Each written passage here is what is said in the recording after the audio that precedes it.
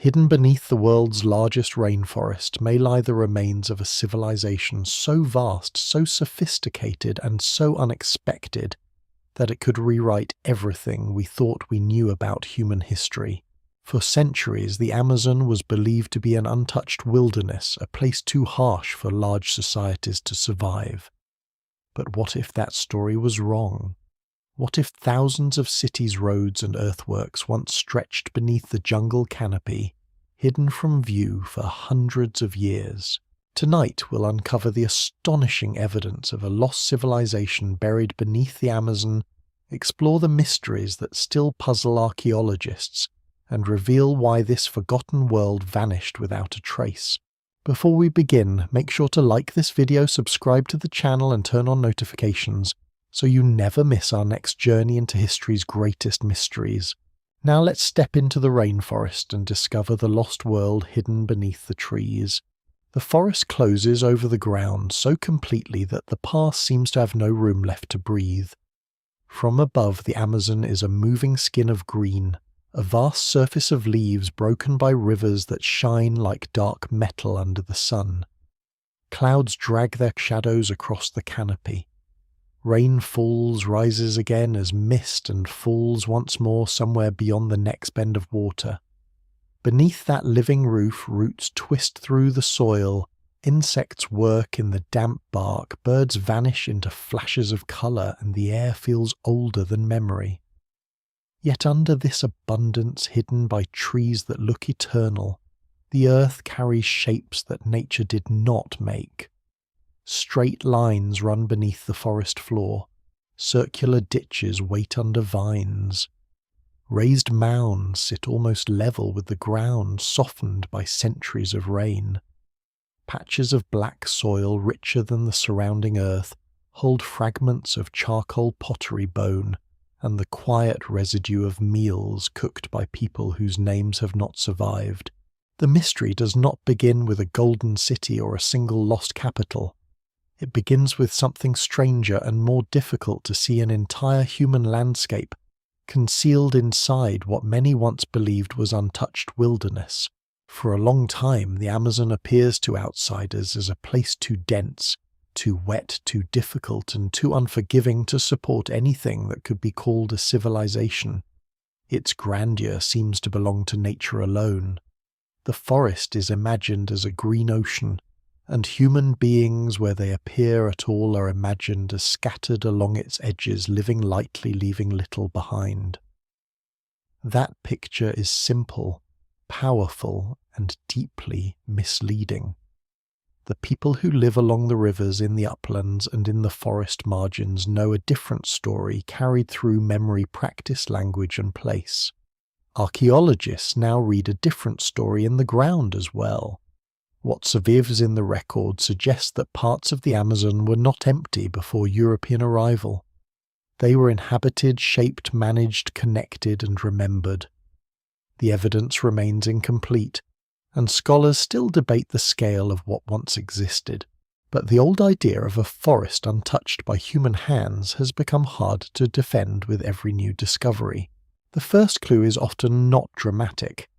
It may be a dark stain in the soil, a scatter of ceramics, a low rise where the land should be flat, or a line visible only when trees are removed or scanned from above. In the humid tropics, stone monuments or rare wood decays quickly, and heavy rain dissolves the fragile edges of abandoned structures. A civilization here does not always announce itself with columns, walls, or carved faces. It hides in altered earth. It survives in the distribution of useful trees. It lingers in fish ponds, canals, causeways, raised fields, and soils made fertile by generations of cooking fires and discarded organic matter. The Amazon asks a different kind of archaeological attention. It does not offer the obvious ruins of a desert empire. It offers patterns, residues, and the slow recognition that what looks natural may be partly inherited from human hands. Before we go deeper, take a moment to like the video and subscribe if this is the kind of history and mystery you enjoy. The story beneath the Amazon is not a simple tale of one vanished kingdom. It is a wider and quieter revelation about how people build worlds in ways that do not always match the expectations of later observers. In many parts of the world, the word civilization brings images of stone cities, palaces, written records, kings, walls, armies and temples rising above open plains. The Amazon does not fit that image easily. Its ancient societies often grow with the forest rather than against it. Their power is not always carved into mountain rock.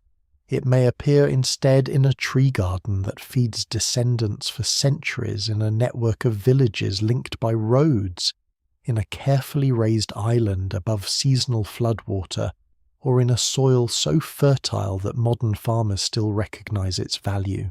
The land itself helps explain why the mystery remained hidden for so long. The Amazon basin is immense, stretching across much of northern South America, with rivers that flood and withdraw forests that regrow with astonishing speed, and countless areas where access remains difficult even now. A clearing can vanish under secondary growth in a human lifetime. A village can be absorbed by roots and leaf litter within generations. A ditch can become a shallow depression known only to those who walk the ground carefully. From the river the forest wall gives little away. From beneath the canopy distance collapses into trunks, vines, mud, and filtered light. The past does not disappear because nothing happened. It disappears because the forest is very good at covering what happened. Yet the cover is not perfect. In some places the trees have opened sometimes for destructive reasons, and the ground has shown its hidden geometry. In the Brazilian state of Acre, large circular and rectangular earthworks have appeared where forest was cleared. In the upper Xing, patterns of roads and settlements suggest planned communities arranged around plazas and connected across the landscape. In the Bolivian Llanos de Mojos, raised fields, canals, forest islands, and engineered wetlands point toward long-term human design in a seasonally flooded world. Along major rivers, deep deposits of terra preta, the dark earth enriched by ancient occupation, mark places where people lived for generations. No single discovery explains the whole basin, and no single model can cover its diversity. But together these traces form a map of presence where absence was once assumed. The deeper surprise is not merely that people lived there. That was never in doubt for the indigenous peoples whose histories are rooted in the basin. The surprise for modern archaeology is how varied and extensive some of these human landscapes appear to have been. Communities farmed manioc, maize, squash and other crops.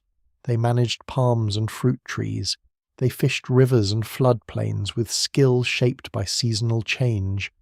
They built mounds in wet places, dug ditches in upland regions, created paths through the forest, and sometimes organized settlements at scales that challenge older assumptions. Some societies may have supported large populations, though estimates remain debated. Some may have formed regional networks without becoming centralized states in the familiar Old World sense. The evidence points not to one lost civilization beneath the Amazon, but to many related and distinct ways of living that transformed the forest over centuries. This is where the word lost becomes complicated. The Amazonian past is not lost because it belongs to myth. It is lost because conquest disease, enslavement, missionization, displacement, and time damaged the bridge between visible remains and living memory in many places. It is lost because early observers often misunderstood what they saw, and later scholars sometimes trusted those misunderstandings too much. It is lost because the forest returned over abandoned fields and settlements, after population collapse making recent wilderness look ancient and untouched.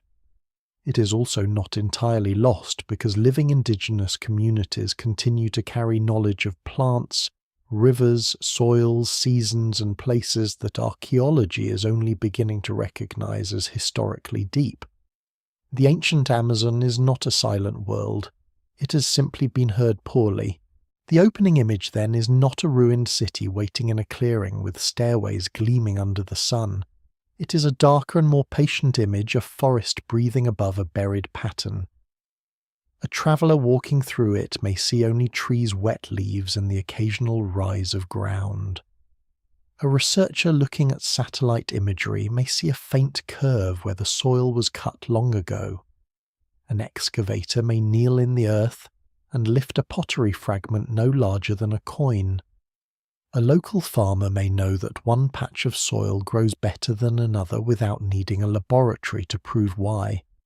Piece by piece, these details begin to disturb the old certainty. Beneath the Amazon there is not simply nature untouched nor a fantasy empire waiting to be found, but a long human story written in earth, water, charcoal seeds, and silence. What makes the story powerful is how quietly it overturns expectations. The Amazon does not need to reveal a single lost capital to change the history of the Americas. It only has to show that people once built enduring worlds in forms that were easy for outsiders to miss. The forest, often treated as the opposite of civilization, may in many places be partly the inheritance of civilization itself. Its richness may hold traces of selection, cultivation, burning, planting, abandonment and return. Its apparent wildness may be layered over old decisions. The evidence remains incomplete, and no careful account can pretend that every mound, every dark soil deposit, or every geometric earthwork has a settled explanation. Still, the direction of the discoveries is unmistakable. The Amazon is no longer just a backdrop to human history. It is one of its great hidden archives, and so the search begins not with a map to a city of gold, but with a change in vision. The green surface that once seemed to erase the past now becomes the cover of a book that is difficult to open. The rivers are not only rivers, the trees are not only trees, the soils are not only soils. Each may hold a trace of people who adapted to one of the most complex environments on Earth, not by conquering it in the usual sense, but by learning its rhythms and bending them slowly toward human life. The civilization beneath the Amazon is lost only if civilization must look like stone ruins and royal tombs. If it can also look like managed forest-engineered wetlands, dark earth settlement networks and memory rooted in living landscapes, then something else appears under the canopy. It is older, subtler, and perhaps more unsettling than the legend of any buried city, a human world that vanished in plain sight. For centuries, the Amazon is described from the outside as a place where civilization cannot truly take root. The forest seems to defeat the imagination before evidence can speak. Its trees grow too densely, its rains fall too heavily, its soils appear too thin and easily exhausted, and its rivers twist through distances so vast that the land feels almost designed to scatter human ambition. To many European observers, and later to many scholars trained in ideas shaped by temperate fields and stone ruins, the basin seems like a magnificent obstacle, rather than a human homeland of great antiquity. People are acknowledged, but often only as small groups living at the edge of survival, adapting to nature without substantially changing it. The forest becomes a symbol of emptiness disguised as abundance, a world full of life, but supposedly poor in history. That idea proves stubborn because it appears at first glance to make sense. In much of the Amazon, the ordinary upland soils are not naturally rich in the way that river valleys in other parts of the world can be. Heavy rainfall leaches nutrients, organic matter breaks down quickly. The heat and moisture that make the forest so lush also keep fertility moving through living plants rather than resting deeply in the ground. A field cleared from old forest may produce for a time then decline if it is treated like a permanent grain field in a different climate.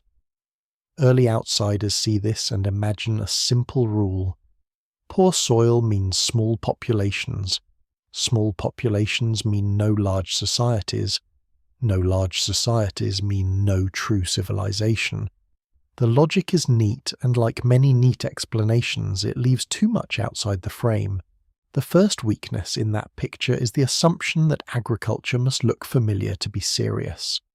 Amazonian societies do not always depend on broad open fields of a single crop.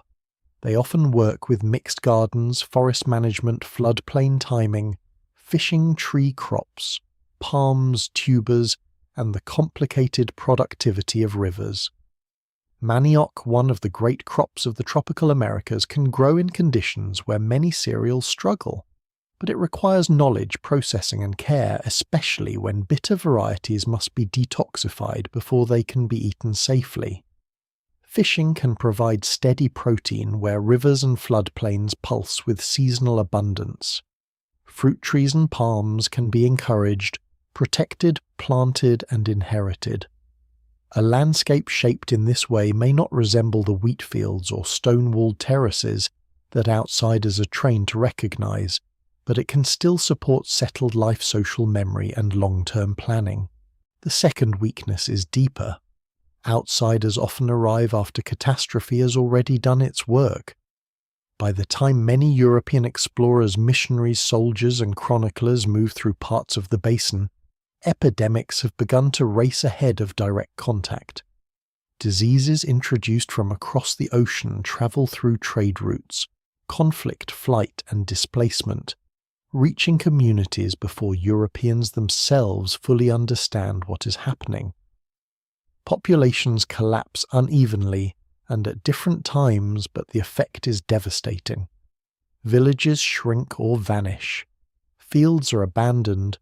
Political networks break apart. Survivors move, merge, hide, resist, or are forced into missions and labor systems. Later observers may look at a much emptier landscape and assume it has always been that way. What appears to be an ancient condition may actually be the aftermath of a recent disaster. The problem is not only disease, it is also interpretation. European accounts of the Amazon are inconsistent, shaped by fear, ambition, religious expectation, hunger, exaggeration, confusion, and the politics of conquest. Some early reports describe dense populations along certain rivers, large settlements, stores of food, organized leadership, and impressive landscapes of cultivation. Other accounts emphasize hardship, scattered people, and the overwhelming power of the forest. For a long time, the descriptions that fit the idea of a sparse wilderness seem more believable to many scholars, while descriptions of populous river societies are treated with suspicion. No careful historian can accept every early account at face value, because the record is uneven and often biased. But rejecting the more surprising reports simply because they do not match later expectations creates another kind of error.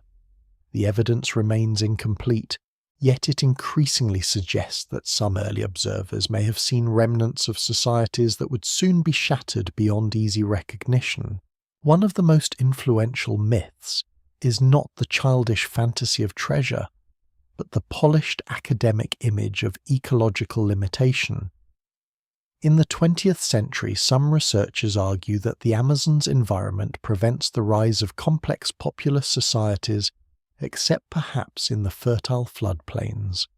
This view is not foolish. It grows from real observations about soils, rainfall, and preservation. It also serves as a warning against projecting Andean or Mesoamerican models into the rainforest without evidence. Yet it becomes restrictive when it hardens into certainty. It makes the forest into a ceiling, allowing only certain kinds of human possibility. When archaeologists later find large earthworks, deep occupation soils, raised fields, and settlement networks, those discoveries do not simply add details. They push against the ceiling itself. The myth of empty wilderness also depends on a narrow definition of human alteration. A stone pyramid is accepted instantly as cultural. A road paved with durable material is easy to recognize. A palace wall announces authority even when no one remembers the king who ordered it built. But a forest enriched with useful species can be mistaken for nature alone.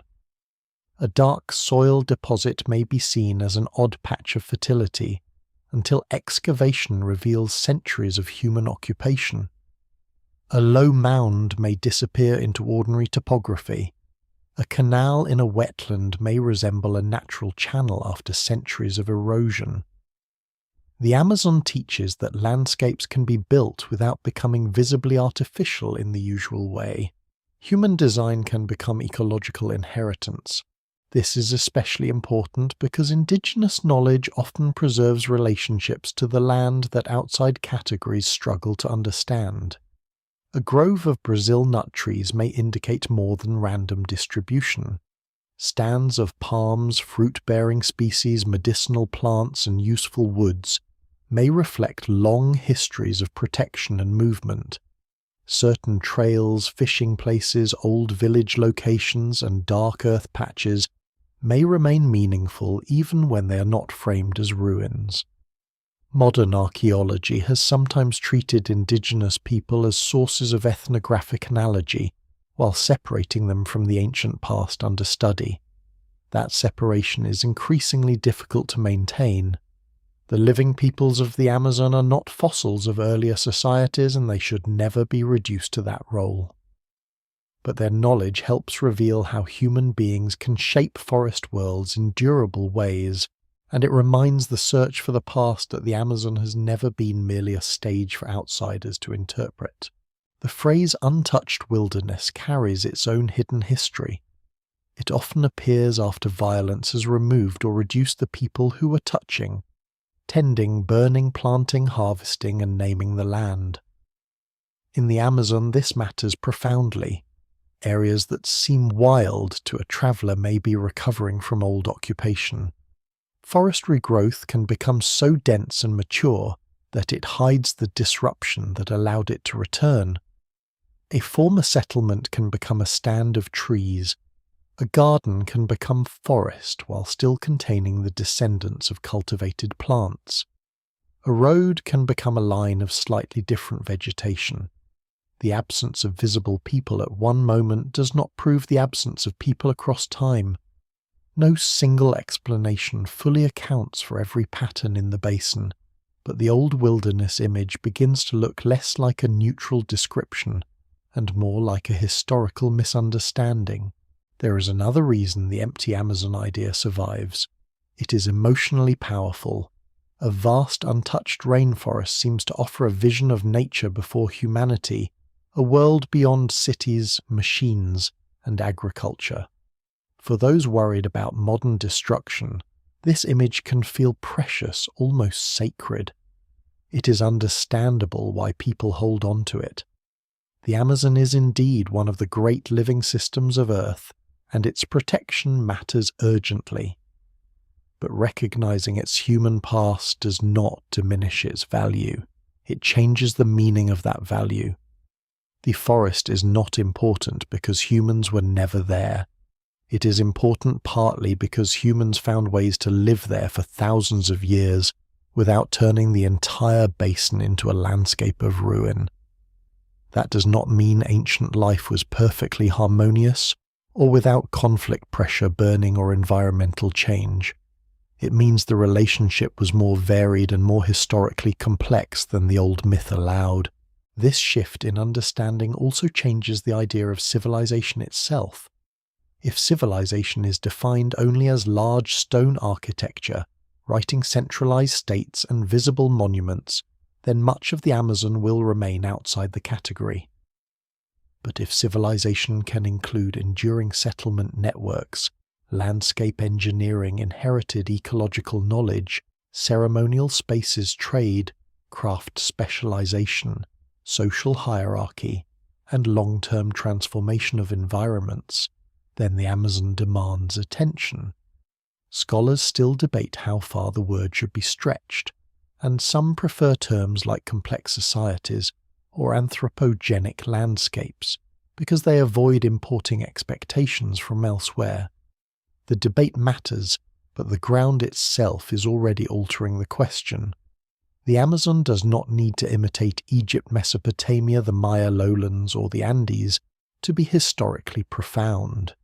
It has its own forms of complexity. The deeper the evidence goes, the more the old emptiness dissolves into regional variety. Some areas may indeed have supported relatively small mobile or dispersed communities. Others show signs of dense occupation and extensive earthwork construction. Some societies appear tied closely to rivers and floodplains. Others develop in upland forests once assumed to be too poor for substantial settlement. Some leave behind ceramics in great quantities. Others alter soils and vegetation more than they build durable structures. The basin is not one story. It is a continent-sized archive of different experiments in living with water, forest, flood, drought, soil, and distance. The mistake was never in recognizing environmental limits. The mistake was in assuming that limits prevented invention. And so the myth of empty wilderness begins to break apart not all at once, but clue by clue. Aerial images reveal geometry under green cover. Excavations uncover pottery and charcoal where little was expected. Soil studies show fertility made by human action. Botanical surveys suggest forests shaped by preference and memory. Oral histories and indigenous place knowledge point toward continuities that written records failed to preserve. Each line of evidence has its uncertainties, and careful researchers still argue over interpretation. But together they make one conclusion harder to avoid. The Amazon was never simply a blank green space waiting outside history. It was a homeland, a network, a laboratory of adaptation, and in some places a deeply human-made world. The forest still looks immense from above, and it still has the power to humble every theory imposed on it. But once the old myth weakens, the canopy no longer appears as a curtain hiding nothing. It becomes a veil over movement, settlement, collapse, survival, and return. The civilization beneath the Amazon is not lost because the forest is empty. It is lost because the forest was full, and then history changed so violently that fullness became difficult to see. The rivers come first, long before any map gives them names. They move through the basin like dark roads under the sky, gathering rain from distant slopes, carrying leaves, fish, silt stories, and people through a world where the forest on either side can feel almost impenetrable. To stand on the bank of a great Amazonian river is to understand why movement here does not begin with cleared highways or stone causeways. The water itself is the first passage. It widens, narrows, floods, retreats, splits around islands, swallows fallen trees, and returns every season with a slightly altered memory of its own course. For ancient communities, these rivers are not boundaries at the edge of life. They are the lines along which life gathers. Villages rise on bluffs above flood level, on levees on islands near tributary mouths, and along channels where fish soil boats and people can meet. What looks from far away like wilderness is from the water a connected world. The Amazon basin is often imagined as one forest, but from the perspective of those who travel by river, it is a network of corridors.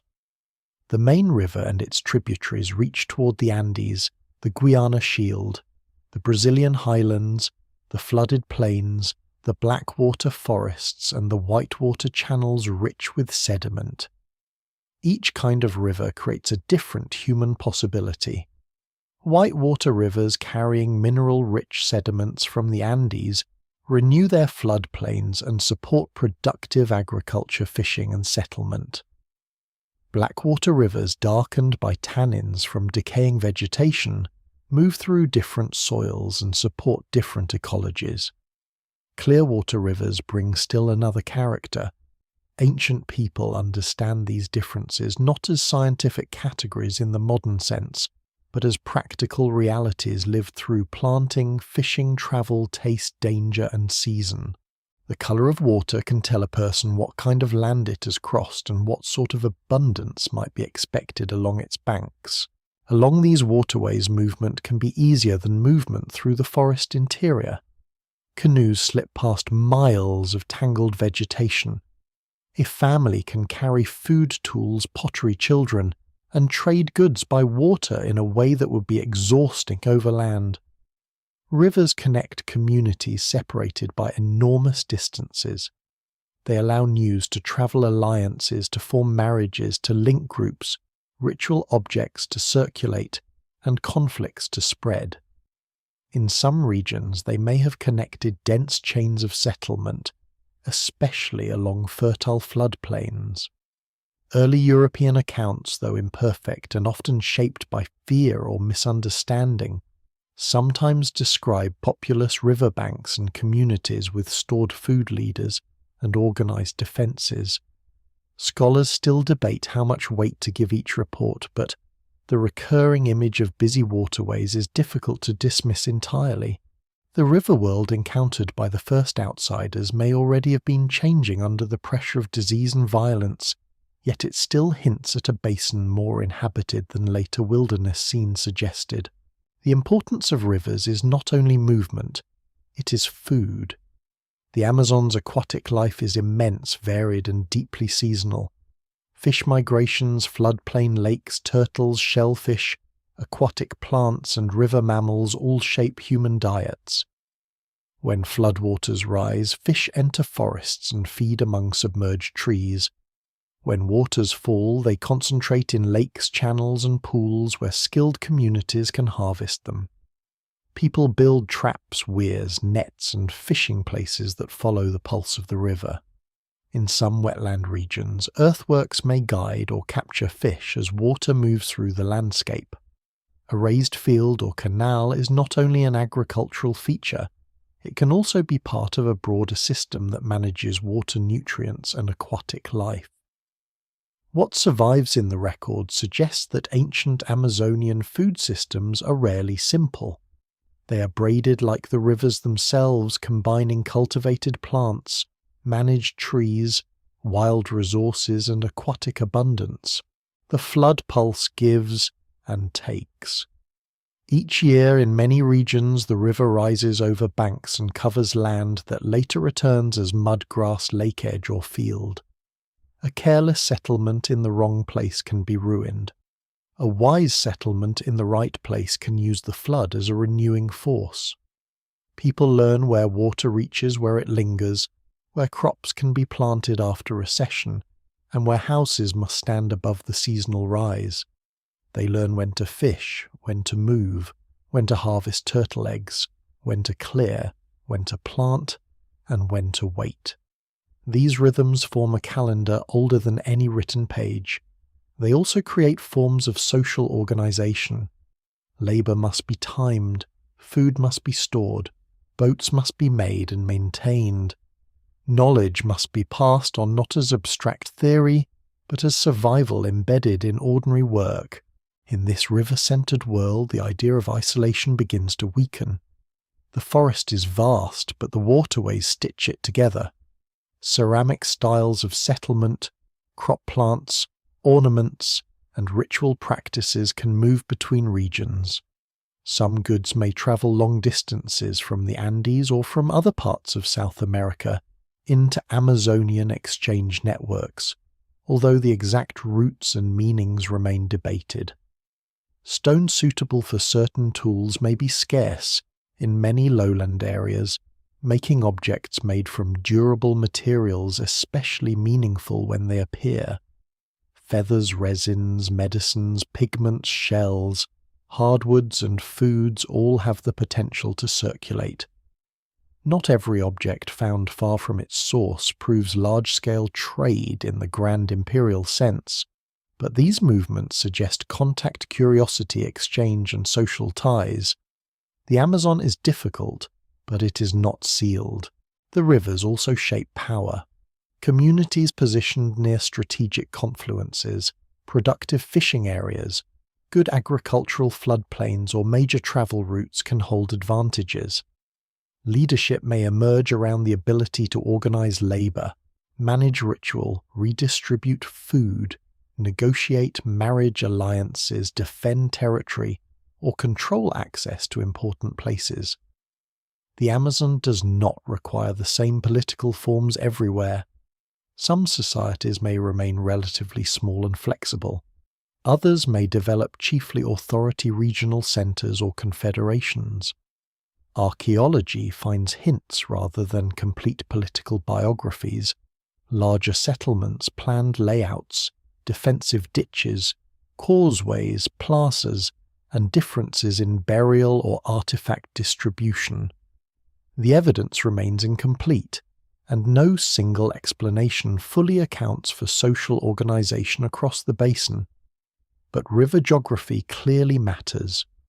Where water gathers, people gather. Where people gather, influence can gather as well. A lesser-known detail of Amazonian history is how much of its ancient human geography may have been seasonal rather than fixed in the way modern city life imagines settlement. A place may be crowded during one part of the year and nearly empty during another. Families may move between garden sites, fishing camps, ritual centres, floodplain fields and upland refuges. A plaza may be important, not because thousands live there every day, but because many people assemble there at crucial times.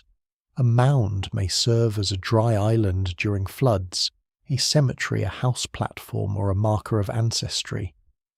A riverbank settlement may shift as erosion cuts into the land and new deposits form elsewhere. This fluidity makes the archaeological record harder to read. It also makes Amazonian civilization more interesting, because it suggests societies that organize themselves around movement as much as permanence. Still, permanence does exist. The repeated use of places leaves deep traces. Terra preta deposits along rivers reveal long occupation, sometimes over large areas. Broken pottery accumulates where people cook, store, serve, and discard food. Charcoal remains where fires burn across generations.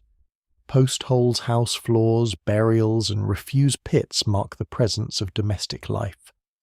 In some places, the density of material suggests settlements that are not temporary camps but enduring communities. These are not always cities in the familiar sense, yet they are not fleeting either. They belong to a world where riverbanks can hold memory for centuries, even as the river itself erodes, floods, and rearranges the edges. The rivers carry danger as well as connection. Floods can destroy, currents can overturn boats, predators move in the water and along the banks. Rival groups may attack from the same channels that carry trade. A community visible from the river is connected, but it is also exposed.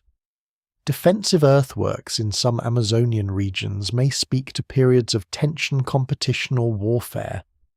Early accounts mention fortified settlements and conflict, though again the record must be handled carefully. It would be a mistake to imagine the ancient Amazon as a peaceful garden without pressure or violence. It would also be a mistake to reduce it to constant struggle. Human life along the rivers contains the ordinary mixture of cooperation, rivalry, kinship, fear, generosity, and ambition, found wherever people build enduring worlds. As settlements grow along waterways, the forest behind them does not remain untouched. Paths lead inland, gardens spread into uplands, useful trees are protected near villages and along routes, hunting territories, gathering grounds, clay sources, sacred places, and old burial sites create mental maps that extend beyond the riverbank. The river may be the main road, but it is not the whole world. From it, human activity reaches outward like roots. Over generations, the distinction between natural forest and lived landscape becomes blurred. A traveller passing centuries later may see only vegetation. Those who know how to read the pattern may see old occupation written in plant communities, soil colour, and the shape of the ground. The story beneath the Amazon therefore begins to move. It is no longer a hidden civilization sealed under trees like an object buried in a tomb. It is a living network shaped by water and season, expanding along river corridors, adapting to different soils, and linking human communities across great distances. The rivers explain how such a world can exist without open roads in the familiar sense. They explain how ideas can travel, how food can be gathered in abundance, how people can assemble and disperse, how societies can flourish in a basin that once seemed too difficult for complexity. They also prepare the ground for a deeper revelation. For if the rivers are the highways, the forest around them is not simply scenery. It is a cultivated, managed, remembered environment, and in many places its green abundance may be one of the most enduring artifacts of all. Beyond the riverbanks, where the forest thickens and the ground rises away from the seasonal flood, another kind of ancient engineering begins to appear. It is quieter than a canal, less obvious than a mound, and easier to mistake for wilderness. It lives in the trees themselves. The Amazonian forest, for all its overwhelming power, is not a single untouched mass of vegetation. In many places it carries the imprint of selection, tending, planting, burning, clearing, fallowing and return. A person walking under the canopy may see Brazil nut cacao relatives, palms, fruit trees, medicinal plants and useful hardwoods growing in patterns that seem natural at first. Yet those patterns can hold long histories of human preference. The forest is not only something ancient people enter. In many regions, it is something they help compose. This is one of the more difficult ideas for outsiders to grasp because cultivation is often imagined as the removal of forest. In many agricultural traditions, to farm means to clear plough-plant fence and defend a field from the wild land around it. In parts of the Amazon, the boundary is less clean. People clear gardens, certainly, and they burn plantweed harvest and manage crops. But they also encourage useful species within regrowing forest. They protect seedlings. They carry fruits and nuts along paths. They discard seeds near homes, camps, and river landings. They enrich certain patches of soil through repeated occupation. A garden may not always remain an open field. Over time it can become a forest, with memory a living archive of human taste and need.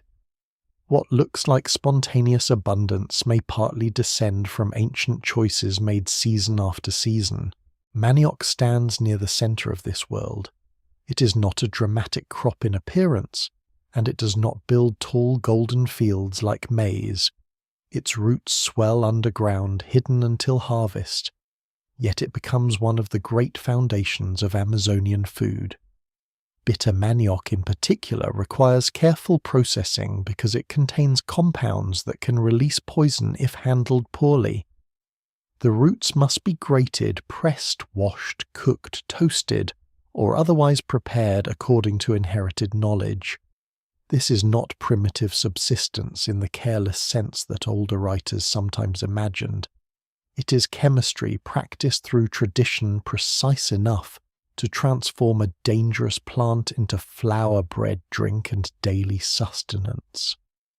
The tools used to process manioc, the hearths that cook it, and the ceramics that store and serve food all leave traces that help archaeologists reconstruct domestic life, even when houses and wooden structures have long vanished. Maize also enters parts of Amazonian food systems, though its importance varies by region and period. Squash beans, peppers, sweet potatoes, yams, peanuts, and many fruits may contribute to local diets in different combinations. No single crop defines the whole basin. That variety matters. The Amazon is not a simple agricultural zone with one solution repeated everywhere. It is a mosaic of floodplains, uplands, savannas, wetlands, blackwater forests, whitewater rivers, and seasonal edges. Ancient communities adapt with flexible portfolios rather than rigid dependence on one food source. They fish hunt, gather plant, tend trees, manage palms, and use flood cycles. This diversity helps explain how societies can persist in environments that look to outsiders too difficult for settled life. The difficulty is real, but it is met with knowledge rather than overcome by force alone. One surprising detail is how ancient forest management may still influence modern biodiversity. In some areas, useful domesticated or semi-domesticated tree species appear in unusually high concentrations near archaeological sites or old occupation zones. This does not mean every stand of useful trees is human-made, and scholars still debate how strong the relationship is across different regions. Natural processes, animal dispersal, soil variation, and climate also shape forests. But the evidence increasingly suggests that people helped spread and concentrate certain species over long periods. The forest that later observers called wild may in some places be descended from old orchards, fallows, village edges, and travel routes. It is not a plantation in the modern sense. It is something subtler, a domesticated tendency within a living ecosystem. This changes the meaning of abandonment. When a field in a temperate landscape is abandoned, it may become scrub, then woodland, and after some time its agricultural past can become obscure. In the Amazon, an abandoned garden may regrow quickly, but the useful species planted or protected there can remain. Palms can continue to fruit. Brazil nut trees can live for centuries. Fruit trees can feed animals and people long after the original gardeners are gone. A former village edge can become a patch of forest richer in edible or practical plants than the surrounding area. The evidence remains incomplete because living forests are shaped by many forces at once, but what survives in the record suggests that absence does not always erase use. Sometimes the use becomes part of the ecology. Fire is another tool, though it must be understood carefully. The Amazon is often imagined as too wet to burn, but people have long used controlled fire in gardens, clearings, savannas, forest edges, and certain seasonal conditions. Charcoal in the soil can mark cooking, clearing, burning of refuse, or broader landscape management. Fire can release nutrients, temporarily open space, reduce pests, and prepare fields, but it can also damage forest if used carelessly or under drought conditions. Ancient burning is not the same as modern destructive deforestation, and it should not be used to excuse it. The scale, frequency, intention, and ecological context are different. Still, charcoal layers remind archaeologists that Amazonian people do not simply live inside a finished natural world. They actively shape cycles of growth, clearing, and return. The creation of gardens beneath the forest requires patience. It is not the sudden monumentality of a stone temple rising under command. It is cumulative. A family plants near a house. Children learn which palms are worth protecting. A path between settlements becomes lined with useful growth. Seeds fall in refuse heaps, germinate in enriched soil, and survive because people recognize their value. A clearing becomes a garden, then a fallow, then a managed grove. A village shifts, but the tree crops remain. Across generations, these small decisions alter the composition of the forest. Later, when the settlement is gone, the trees still stand as witnesses, though not in a language that older archaeology was trained to read. There is a quiet sophistication in this approach to abundance. Rather than extracting from a fixed wilderness, ancient communities often create conditions in which the landscape continues to give. They do not always separate food production from forest life. Birds, monkeys, bats, fish, insects, and humans all move seeds in different ways. Some useful plants thrive in disturbed ground near human activity. Others need shade or partial openings. A managed forest can contain layers of food, medicine, fiber, fuel, construction material, resin, and ritual value. It can appear disorderly to someone expecting straight rows, yet it may be organized through memory and practice. Its order is not always geometric. Sometimes it is seasonal, relational, and known through use. This is why the phrase garden city, when applied to certain Amazonian landscapes, carries a different meaning from the planned garden cities of modern urban theory. In the Amazon settlement and forest may interweave. Houses can stand near orchards, plazas near managed groves, paths through useful vegetation and fields within a broader mosaic of fallow and forest.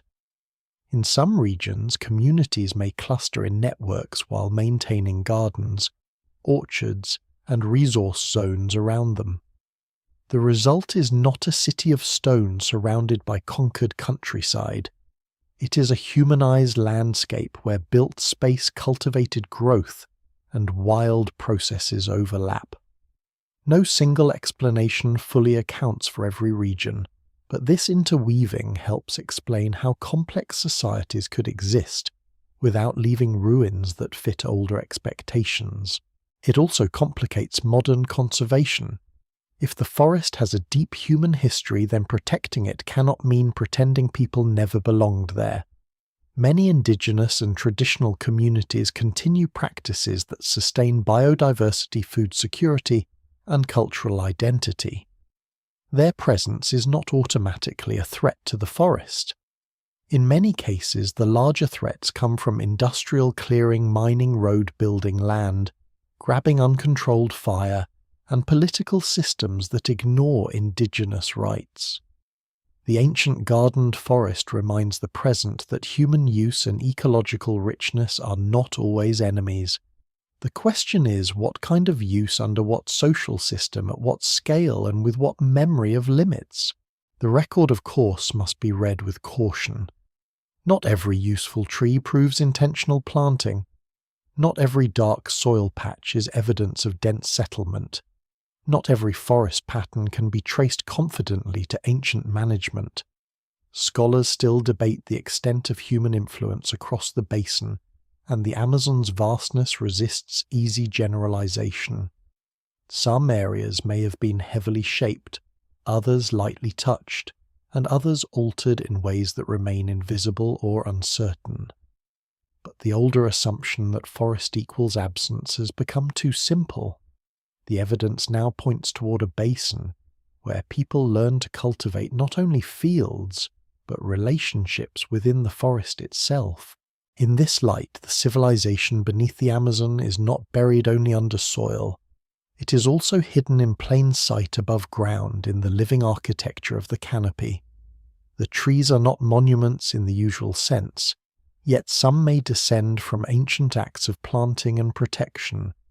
The sweetness of a fruit, the location of a palm grove, the fertility of a garden edge, the persistence of a useful species near old settlements. All of these can become historical clues. The forest does not preserve the past as stone preserves an inscription. It preserves it by growing through it, feeding from it, transforming it, and carrying fragments forward in root, seeds, and shade. The lost world beneath the Amazon is therefore not only beneath the Amazon, it is woven into the forest that rose over it. The first mistake is to look for stone. In the imagination of many later observers, a civilization proves itself by rising above the ground in hard, durable forms. Walls endure, temples endure, stairways, tombs, carved pillars, and paved avenues endure long after the people who made them are gone. In dry climates, even fragile things can survive with astonishing clarity. In the Amazon, the rules are different. Rain falls with patient force, wood rots, thatch vanishes, unfired clay returns to mud, roots enter everything, rivers cut away old banks and build new ones elsewhere. A house can disappear almost completely. A ceremonial building made from timber and palm may leave only stains in the soil.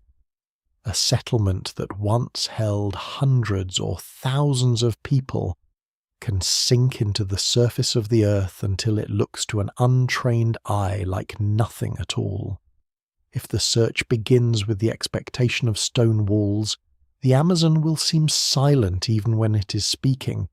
These societies hidden beneath the canopy often build with what the forest provides. Wood, palm leaves, cane fibre, packed earth clay, and living vegetation can create impressive spaces, but they do not survive like granite. A large communal structure can dominate a village in life and leave only post holes after death. A palisade can defend a settlement and then decay into a faint line. A house floor can be swept clean for years, rebuilt several times, abandoned and finally covered by leaves until only microscopic traces remain. This does not mean the architecture was simple. It means the archive is fragile. Ancient Amazonian builders may have created places of strong social meaning, using materials that were practical, renewable, and suited to the climate. The disappearance of those materials later makes their achievements easy to underestimate. Earth, however, remembers more stubbornly. Across different parts of the basin and its margins, archaeologists find plazas, mounds, causeways, ditches, embankments, ring villages, raised fields, canals, and geometric earthworks. These are not all the same kind of feature, and they do not all belong to one culture or period. Some are domestic, some are defensive, some may be ceremonial, some manage water, some organize movement, some may mark social boundaries or cosmological patterns that are only partly understood. What survives in the record suggests that Earth itself becomes one of the main building materials of ancient Amazonian life. Instead of quarrying stone, people cut, pile, flatten, raise, and shape the ground beneath their feet. A plaza can be as important as a building. In societies where collective life ritual gathering, feasting, dancing, political negotiation, and seasonal assembly matter, deeply an open, cleared space can hold power. It does not need a palace on one side to be meaningful. In some Amazonian settlement patterns, circular or oval plazas sit at the center of villages, with houses arranged around them and paths radiating outward. These layouts suggest planning social rules and shared ideas about space. A central plaza can turn a settlement into more than a cluster of homes. It becomes a stage for memory, authority, ceremony, and belonging. After abandonment, the houses vanish first. The plaza may survive only as a slight difference in soil, a pattern visible in excavation, or a shape seen from above. The social life that once filled it must be inferred from fragments. Causeways and roads change the picture even more. In the upper Xingu and other regions, ancient settlements appear connected by straight roads, or formal paths sometimes aligned with plazas and neighbouring communities. These routes are not random trails worn by occasional footsteps.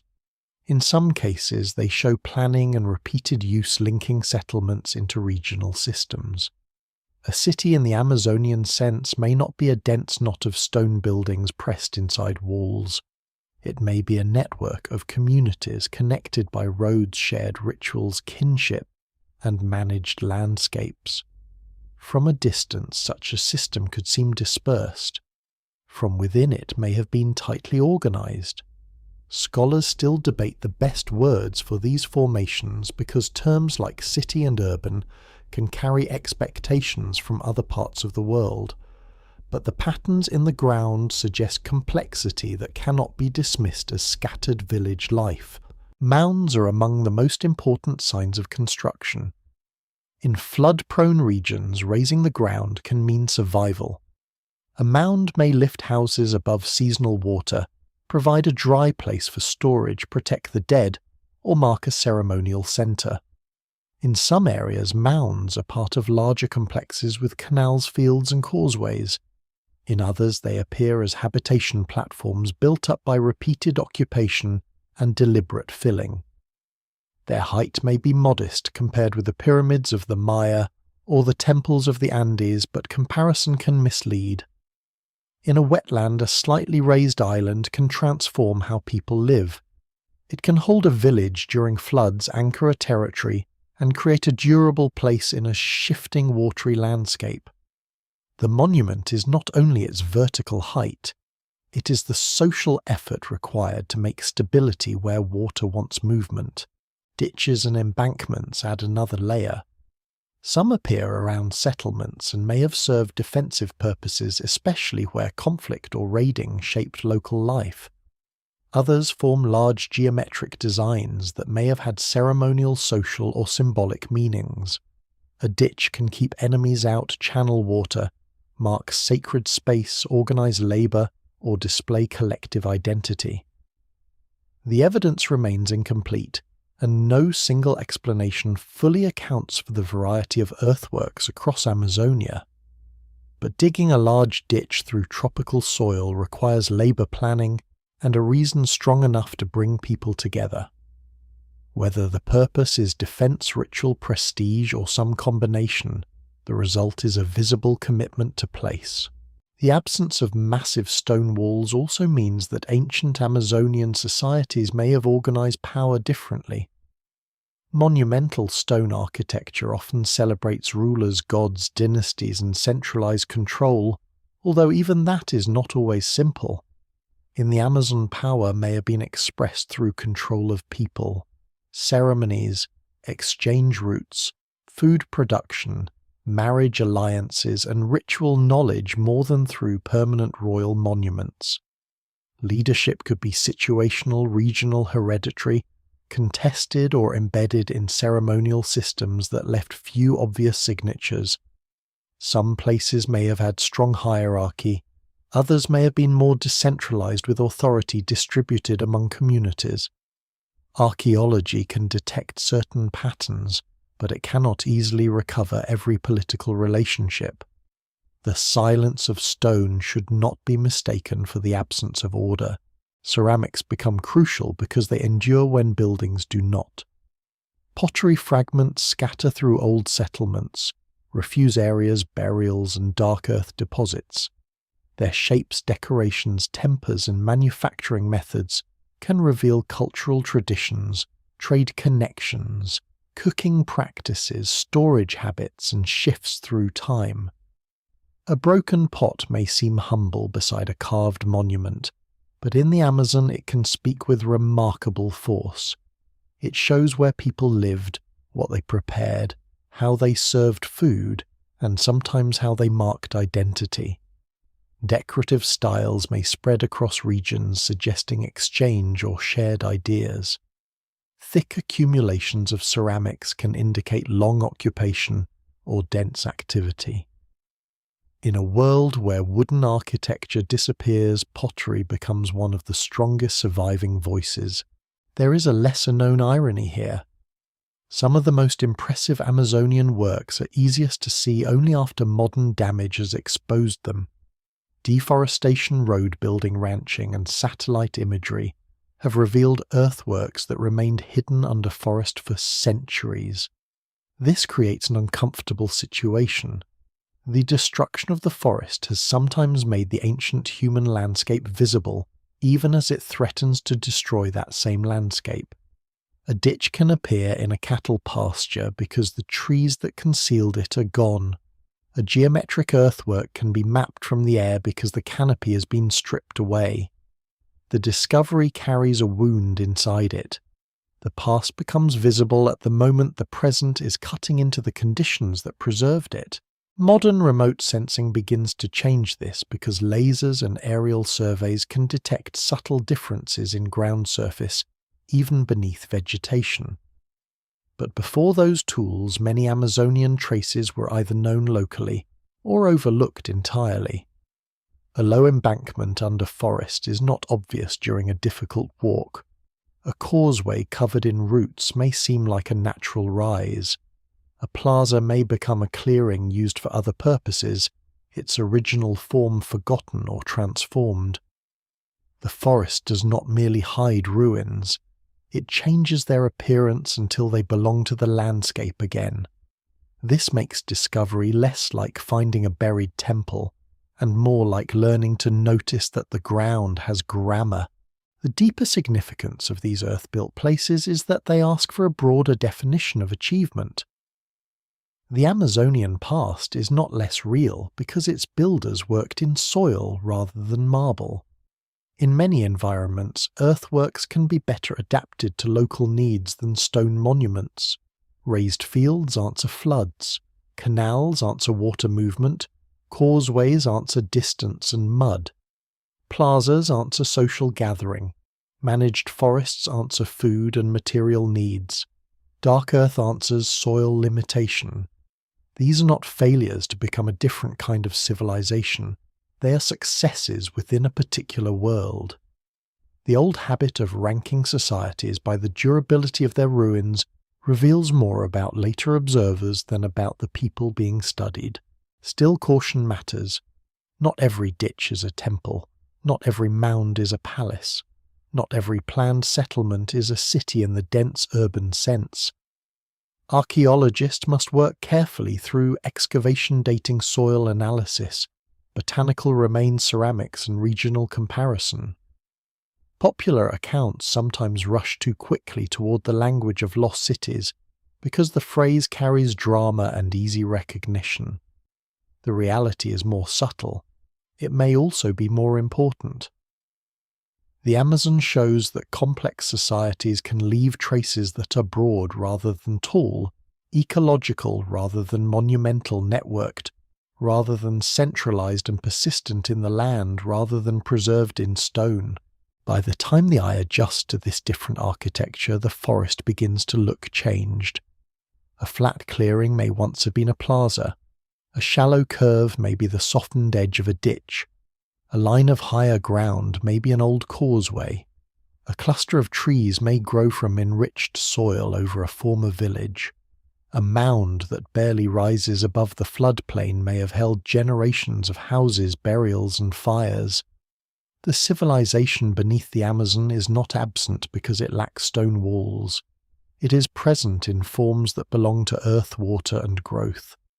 Its cities where they existed may have been cities without the usual skyline cities, whose roofs were leaves, whose roads were rivers and paths, whose monuments were shaped ground, and whose ruins are so deeply folded back into the living forest that their rediscovery requires a new kind of sight. The dark earth appears suddenly like a secret layer under the forest's skin. A person digging through ordinary Amazonian soil may find the familiar pale or reddish ground, often acidic, often weathered, often quick to lose fertility when exposed. Then, in certain places, the soil changes. It becomes darker, softer, richer, and strangely full of human traces. Charcoal flecks show where fires once burned. Broken pottery lies scattered through the layer. Fish bones, animal remains, burned seeds, shell fragments, and other remnants of domestic life appear in the ground. The soil may be so fertile that crops grow better there centuries after the people who helped create it are gone. This is terra preta, the black earth of the Amazon, and it is one of the most important clues that the forest was not only inhabited, but transformed through long and repeated human presence. Terra preta does not look like a grand ruin, yet it may be more revealing than many monuments. A wall can show that people built in one place. A dark earth deposit can show that people lived cooked, planted, discarded, burned, returned, and stayed. It speaks of repeated occupation rather than a single event. It is not merely a stain left by a campfire or the ash from a brief clearing. In many locations, these soils are deep, extensive, and filled with cultural material suggesting generations of activity.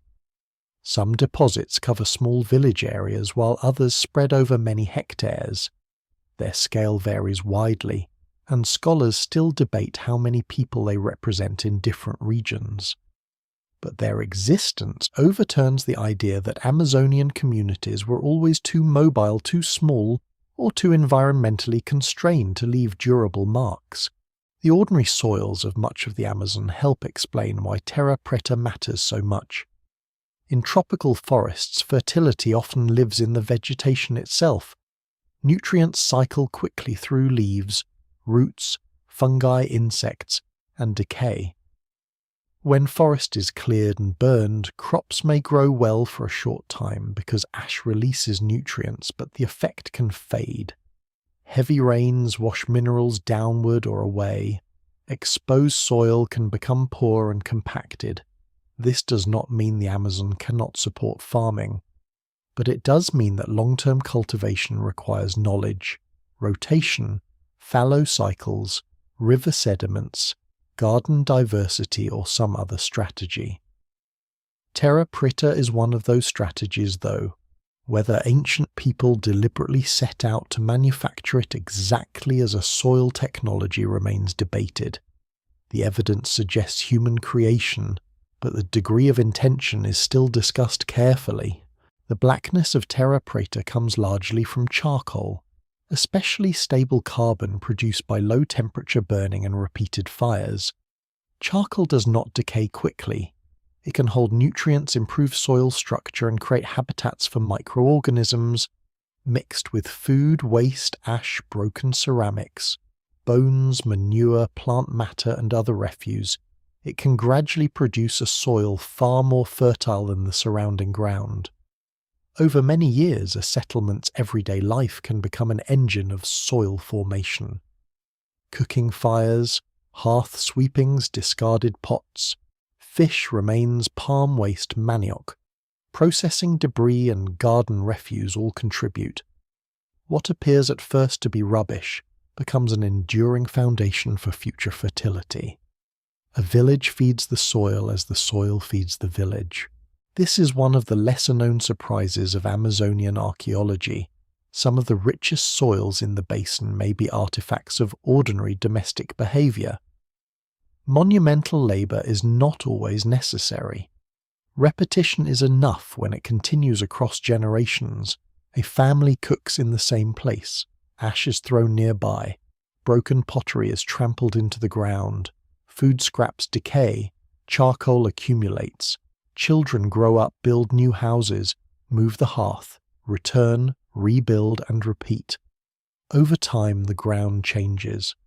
The result may not have been planned at first in the modern sense of engineering, yet people likely noticed the fertility of these places and used them deliberately. Once a dark earth patch existed, it could attract further planting settlement and enrichment. The soil becomes both consequence and cause. There is also terra mullata, a related but somewhat different kind of enriched brown earth often found near terra preta. It may represent cultivated zones rather than the densest habitation areas, though interpretations vary. This distinction matters because it hints at settlement organization. The darkest artifact-rich soils may mark places of houses, refuse cooking, and intensive occupation. The surrounding enriched soils may mark gardens or managed fields.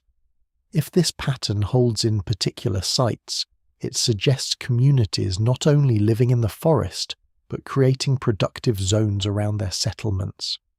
The evidence remains incomplete, and not all sites fit the same model, but these soil patterns make ancient land use visible in a way that stone ruins cannot. The pottery fragments inside terra preta are especially important. They show that dark earth is not simply a natural soil anomaly. Sherds of cooking vessels, storage jars serving bowls, griddles and other ceramic forms reveal long sequences of human activity.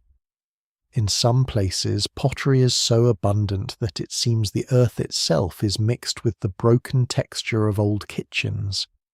These ceramics can help date occupations, trace cultural traditions, and reveal changes in daily life. They also remind the listener that terra preta is not abstract science alone. It is the remains of meals, fires, hands, households, and communities. The black soil is intimate. It is made from the repeated gestures of living. Because terra preta remains fertile, it has long attracted modern farmers, gardeners, and researchers. In some regions, people still seek it out for cultivation. This creates a strange continuity between ancient settlement and present use. Fields are planted where old villages once stood because the soil is better there. A forgotten human landscape continues to shape modern choices without always being recognized as archaeological heritage. At the same time, this fertility can threaten the sites, because digging, farming, roadwork and extraction can disturb or destroy the deposits. The soil that preserves the past is valuable precisely because of the qualities created by that past. Its usefulness becomes both a gift and a danger. The scientific interest in terra preta extends beyond archaeology. Researchers study it because it may offer clues for sustainable soil improvement, carbon storage, and tropical agriculture. The charcoal-rich structure resembles what is now often discussed through the concept of biochar, though ancient terra preta is far more complex than simply adding charcoal to soil. It is the product of long-term human occupation, organic waste, microbial communities, mineral interactions, ceramics, ash, and time. Modern attempts to imitate it must be careful not to reduce it to a single ingredient. The ancient soil is not a recipe written clearly in the ground. It is a process, and the process unfolded within a specific social and ecological world. The debate over intention is one of the most fascinating parts of the mystery. Did ancient Amazonians deliberately create terra preta as a planned agricultural technology, knowing how to produce lasting fertility? Or did it emerge gradually from dense repeated habitation with people later recognizing and taking advantage of the enriched soil? The most cautious answer is that both processes may have existed in different degrees. Some dark earth may have formed from everyday settlement waste. Some may have been intentionally maintained or expanded once its value was understood. Some communities may have developed specific practices to enhance soil fertility, while others produced it incidentally. No single explanation fully accounts for all terra preta deposits across the basin. The variety itself may be the point. What cannot be easily denied is that terra preta records long-term human presence. It is difficult to reconcile widespread dark earth deposits with the old image of a mostly empty Amazon, occupied only by tiny fleeting bands. The soils indicate people returning to the same places, living in sufficient density to leave deep refuse layers and altering the land in ways that lasted for centuries. Some sites with terra preta are located along major rivers, fitting the pattern of river-centered settlement. Others occur in upland contexts, challenging the idea that only floodplains could support substantial occupation. Each patch becomes a small dark window into a broader landscape of settlement, cultivation, and memory. The dark earth also changes how collapse is understood. When populations decline and settlements are abandoned, their houses disappear, their paths vanish under roots, their wooden tools decay, and their gardens return to forest. But terra preta remains. It may be covered by leaves, occupied by new trees, crossed by animals, or later used by different people, yet the altered soil persists. In that sense, it is one of the Amazon's most durable monuments. It does not stand above the ground like a pyramid. It lies within the ground, quietly making old human life visible to those who dig. Its monumentality is chemical, ecological, and cumulative. There is something almost unsettling about the fact that such a major clue can be so humble. The lost civilization beneath the Amazon is not announced by treasure inscriptions or royal tombs. It is revealed by garbage transformed into fertility. This should not diminish the achievement. It may deepen it. The ability to create productive soil in a challenging tropical environment is a form of power as consequential as building in stone. It allows people to stay to plant, to support households, to gather, to build networks, and to shape a future. It represents not a single dramatic act but a long agreement between human communities and the ground they inhabit. At the same time, Terra Preta warns against romantic simplicity. Ancient Amazonian life was not magically sustainable by default. Soil enrichment required labor settlement, burning waste knowledge and time. Communities still faced droughts, floods, pests, conflicts, disease, and social change. Some landscapes may have been overused, contested, or abandoned for reasons that remain unclear. Terra Preta is evidence of ingenuity, not proof of perfection. What survives in the record suggests adaptation and resilience, but also complexity, variation, and uncertainty. The Black Earth does not tell a simple moral story. It tells a human one. As the search continues across the basin, Terra Preta becomes a guide. Archaeologists follow dark soils to old settlements. Farmers recognize them by productivity. Scientists analyze their chemistry. Indigenous knowledge and local experience often identify them long before formal study. A patch of black earth may lead to ceramics, house traces, ancient plant remains, and a new understanding of how people occupied a region. One deposit alone can be important. Many deposits together become a map of a populated world. Slowly, the Amazon's hidden human geography begins to appear not as a series of isolated surprises, but as a pattern repeated across different landscapes. The forest above these soils may look untouched, but beneath the roots the ground remembers fire, food, pottery, and hands. Every dark patch carries the possibility of a vanished household, a crowded village edge, a garden made fertile through habit, a place where people knew the seasons well enough to remain. The civilization beneath the Amazon is not only buried under earth. In some places it is the earth. It is the altered ground itself, darkened by centuries of life still fertile, after silence, still holding the broken pieces of a world that once understood how to make abundance from ash. The shapes appear most clearly where the forest has been wounded. In the western Brazilian state of Acre, where ranching roads and clearing open scars in the canopy, the ground begins to show lines that were never meant to be seen from a modern airplane. Circles, squares, rectangles, and long ditches emerge from beneath the trees, their edges softened but still deliberate. Some are enormous, large enough that a person standing inside one may not immediately understand the full design. From the ground there may be only a low embankment, a shallow trench, a change in elevation, a curve disappearing into grass.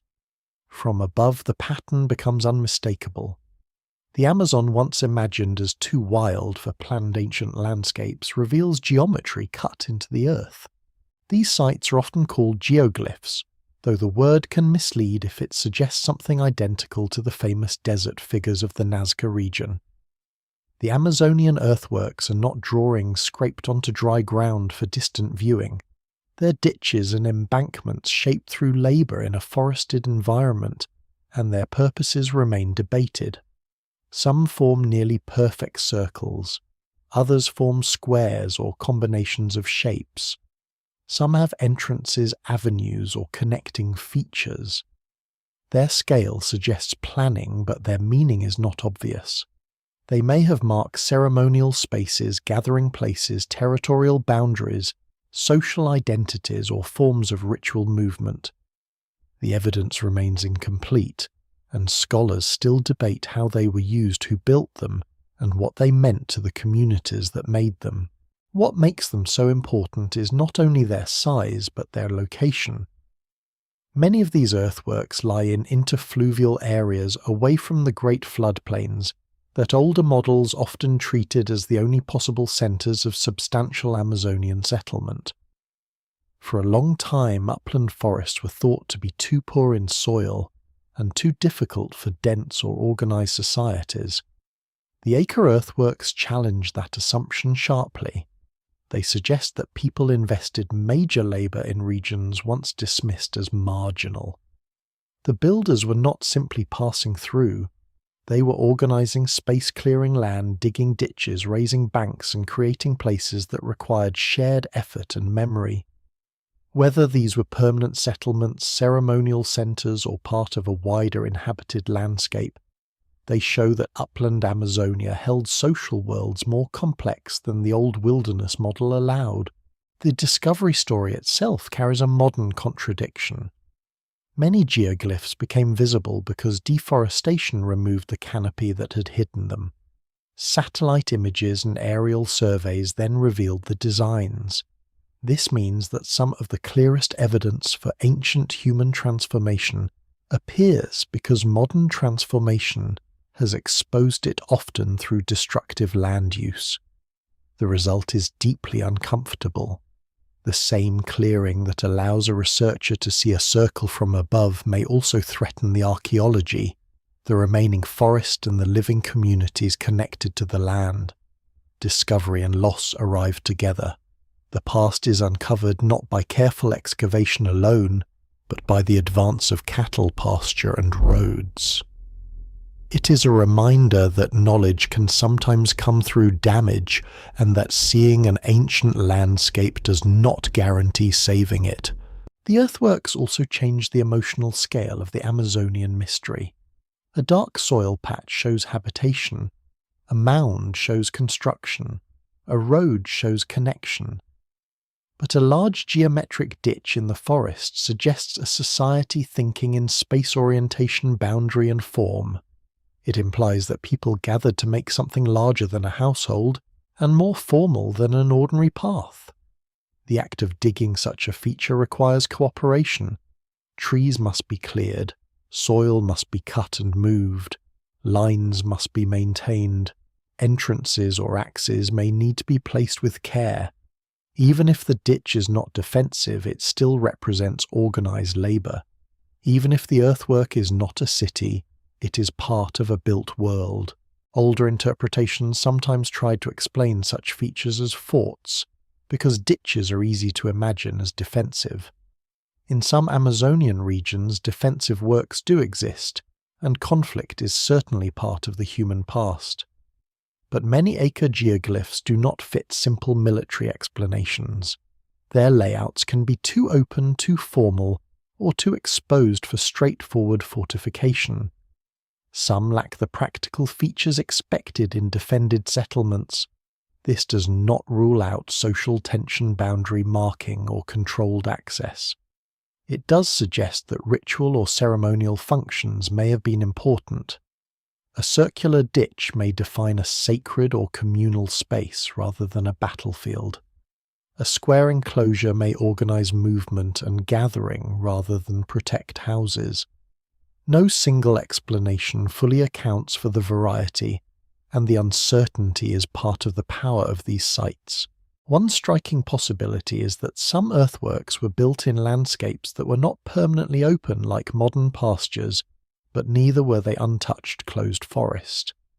Their builders may have maintained clearings, managed surrounding vegetation, and used fire or cultivation to create a mosaic of forest and open ground.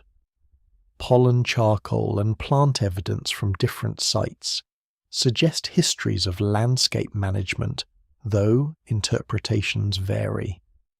This matters because a geoglyph hidden beneath dense forest today may originally have stood in a more open or semi-open setting. The ancient viewer may have seen its full form from nearby high ground, from within ritual movement, or through repeated familiarity rather than from the sky. Modern aerial images reveal the design in one way, but not necessarily in the way its builders experienced it. The question of visibility is important.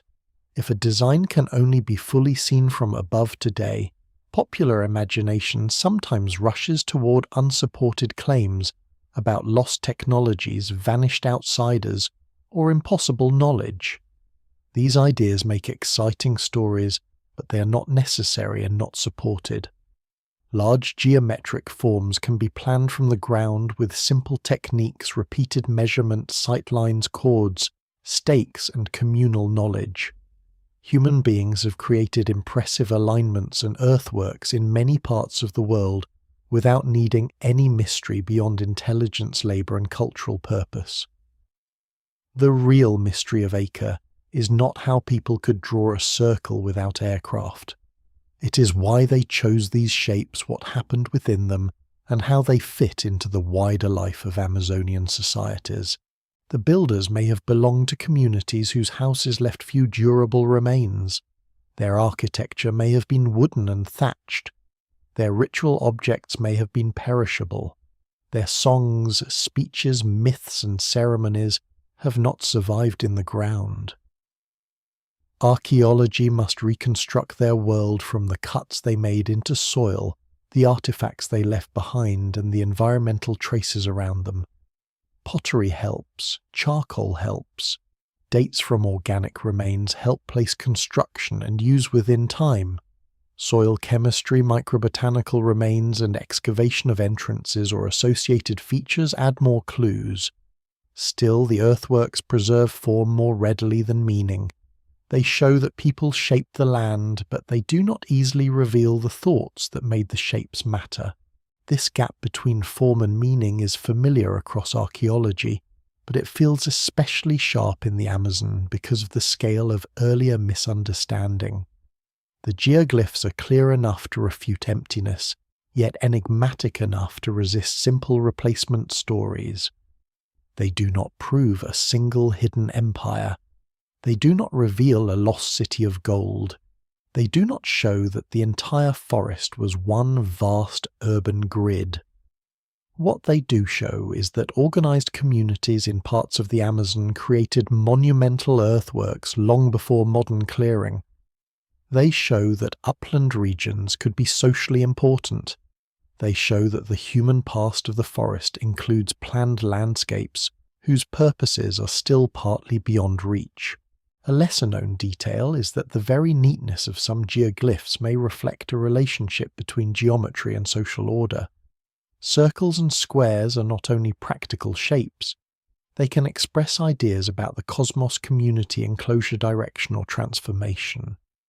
In many societies, formal spaces are not built only to contain activity.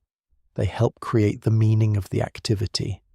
A path through an entrance, a movement around an enclosure, a gathering within a cleared interior or a boundary crossed at a particular moment can turn earth and space into ceremony. This is not proof of any specific ritual at Acre. It is a reminder that ancient builders often shape the ground to shape human experience. The evidence remains incomplete, but the geometry itself suggests that the builders cared about order in a way that goes beyond casual land use. The geoglyphs also force attention toward labor. Digging ditches in tropical soil is not effortless. Even with wooden tools digging sticks, baskets, and coordinated work, the amount of earth moved can be substantial. Labor must be fed. People must decide when to work, who participates, who directs, and what obligation or belief justifies the effort. A community that builds such places has ways of gathering people around common tasks. This does not necessarily mean kings or a rigid state. Collective labor can be organized through ritual authority, kinship, seasonal assembly, competition, feasting, or shared identity. In the Amazon, where political forms may have varied widely, earthworks become one of the few surviving signs of social coordination. As more sites are mapped, the earthworks appear not as isolated anomalies but as parts of broader regional landscapes. Some cluster, some align with other features. Some sit near old roads, mounds, or settlement evidence. Others may relate to water sources, forest types, or subtle topography. The pattern is still being studied, and many areas remain unsurveyed. The Amazon is too large, and its archaeology too unevenly investigated for easy totals or final claims. But every mapped earthwork shifts the baseline. The old image of sparse people scattered randomly through dense forest cannot explain a landscape where repeated geometric construction appears across large areas. The effect is almost like watching a hidden map develop in slow motion. At first there is one strange circle in a cleared field, then another, then squares, avenues, paired shapes and clusters. Satellite imagery adds more. Excavation confirms human construction. Dates place sites in pre-Columbian time.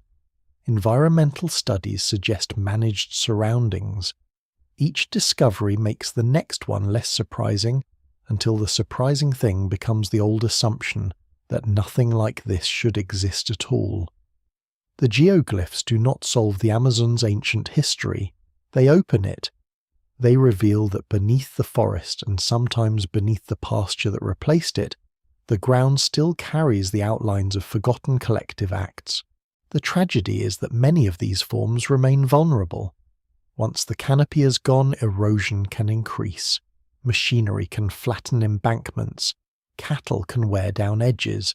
Roads can cut through sites. Looting, farming and neglect can damage what took centuries to preserve. Some earthworks are now protected or studied, but many are not. Their survival depends on recognizing them as heritage, not obstacles or curiosities. The irony remains severe. The forest hid them from scholars, but it also helped protect them. Clearing reveals them, but may also destroy them. The ancient builders shaped the land carefully enough for their work to last. The modern world may erase it far faster. By the time the geoglyphs enter the story, the Amazon can no longer be imagined as a blank green silence. The forest has dark soils, managed trees, river highways, and now large formal earthworks cut into upland ground. The civilization beneath it grows less like a single lost kingdom, and more like a constellation of human landscapes, each adapted to its own water, soil and social world. Acres, circles and squares are among the most haunting of these traces because they seem both clear and unreadable. Their lines say, unmistakably, that people were here, that they gathered, planned, worked and marked the earth. But the deeper reasons remain partly hidden, like a ceremony remembered only by its empty space. The forest has opened just enough to show the design, not enough to return the voices that once gave it meaning. Far to the southwest of the main Amazonian imagination, where Bolivia's lowlands open into broad seasonal wetlands, the land begins to tell a different version of the same hidden story. The Llanos de Moros do not look like the dense, unbroken rainforest that dominates popular images of the basin. They are a world of floodplain savannas, forest islands, slow rivers, shallow lakes, marshes, gallery forests and open grasslands that change personality with the seasons. In one part of the year, water spreads until the land seems to dissolve into reflection. In another, the flood withdraws and leaves open ground channels, fish, birds, mud and sudden growth. To people unfamiliar with the rhythm, it can look like a difficult place to settle. To people who understand water, it can become a landscape of opportunity. Ancient communities here did not merely endure the floods, they redesigned parts of the wetland around them. The evidence appears in raised fields, causeways, canals, mounds, forest islands, ponds and fish trapping systems spread across a landscape so flat that even small changes in elevation matter. A rise of earth that might seem modest elsewhere can become crucial during flood season. A canal can guide water, connect settlements, drain a field, or hold fish as the waters fall. A raised field can lift crops above saturation while keeping moisture close. A forest island can provide shelter, fruit, shade, construction, material, ritual space, and a dry place for human life. These features do not belong to one simple plan drawn across the whole region at once. They represent long histories of local knowledge, repeated construction, repair, abandonment, and reuse. What survives in the record suggests not a single massive city, but a deeply engineered wetland civilization, or perhaps several related societies learning to live with water by shaping its movement, The Llanos de Mojos are especially important because they show that Amazonian complexity is not confined to forest interiors or riverbanks. Here the challenge is seasonality at a grand scale. The wet season can turn paths into channels and fields into lakes. The dry season can concentrate fish, expose soils, and bring new demands. Ancient people respond with earthworks that make the land more predictable, without pretending they can fully control it. Raised fields are among the clearest examples. Long low platforms are built above surrounding wet ground, sometimes in patterned arrangements that can stretch across wide areas. Between them, channels collect water and organic matter. These fields may have supported crops while also improving drainage and creating productive aquatic edges. The system is practical, but it is also labour-intensive. It requires people to return, maintain, rebuild, and understand the timing of water. The fish systems may be even more surprising. In a flooded landscape, fish do not stay in one place. They move with rising water, enter shallow areas, and later retreat as floods fall. Earthworks can take advantage of that movement. Low walls channels, ponds and weirs can guide fish into places where they are easier to catch or keep alive. This is a different kind of food production from planting a field, but it is production all the same. It turns seasonal abundance into something more reliable. Fish can be harvested when needed, dried, smoked, shared, or used to support gatherings and labour. Scholars still debate the details of many features because water reshapes the evidence, and not every channel has a single obvious function. Yet the broader pattern suggests an intimate understanding of wetland ecology. The people of Mojos are not simply taking what nature offers at random, they are working with the pulse. Forest islands add another layer of mystery. Scattered across the savanna, these patches of trees rise slightly above the surrounding grasslands and wetlands. Some are natural, others are partly or strongly shaped by human occupation. Many contain dark soils, pottery shells, bones, burials, and other traces of settlement. Over time, repeated habitation can raise the ground, enrich the soil, and create favourable conditions for trees. A place where people live becomes a place where forest grows, and that forest then marks the old occupation from a distance. The island becomes both settlement and monument, both refuge and memory. In the open wetland, a cluster of trees can stand like a green signal of ancient human presence. Mounds in Mojos are not always dramatic in height, but their meaning can be profound. Some serve as habitation platforms above floodwater.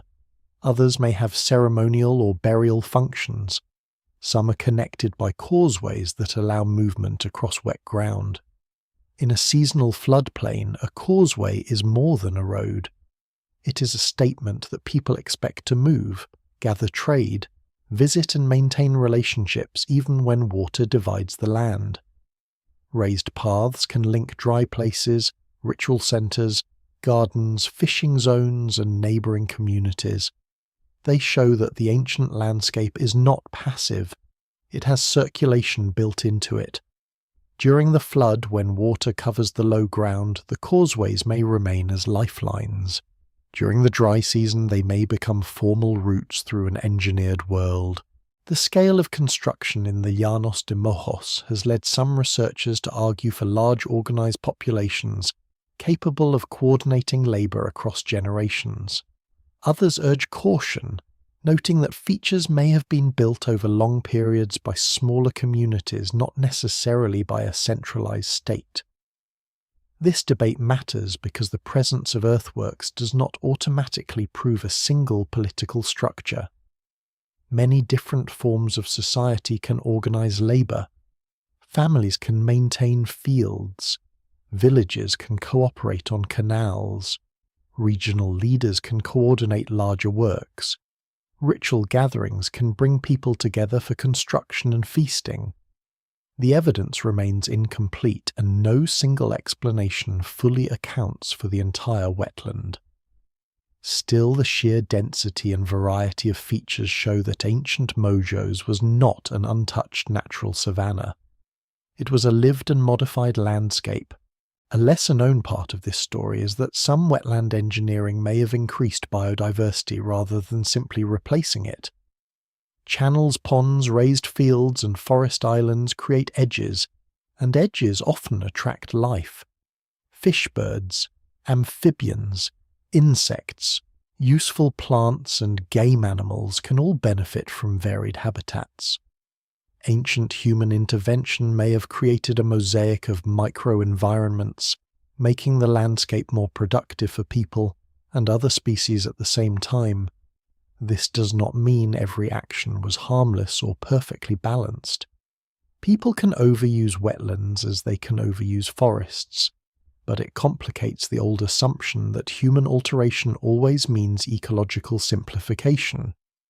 In Mojos, some forms of alteration may have added complexity. The wetland also reveals how misleading monument-based expectations can be. There may be no stone palace rising over the savannah, yet the entire landscape can function as a constructed system. Its monumentality lies in pattern and repetition. Field after field, mound after mound, canal after canal, island after island. The work is horizontal rather than vertical. It spreads across the land instead of rising above it.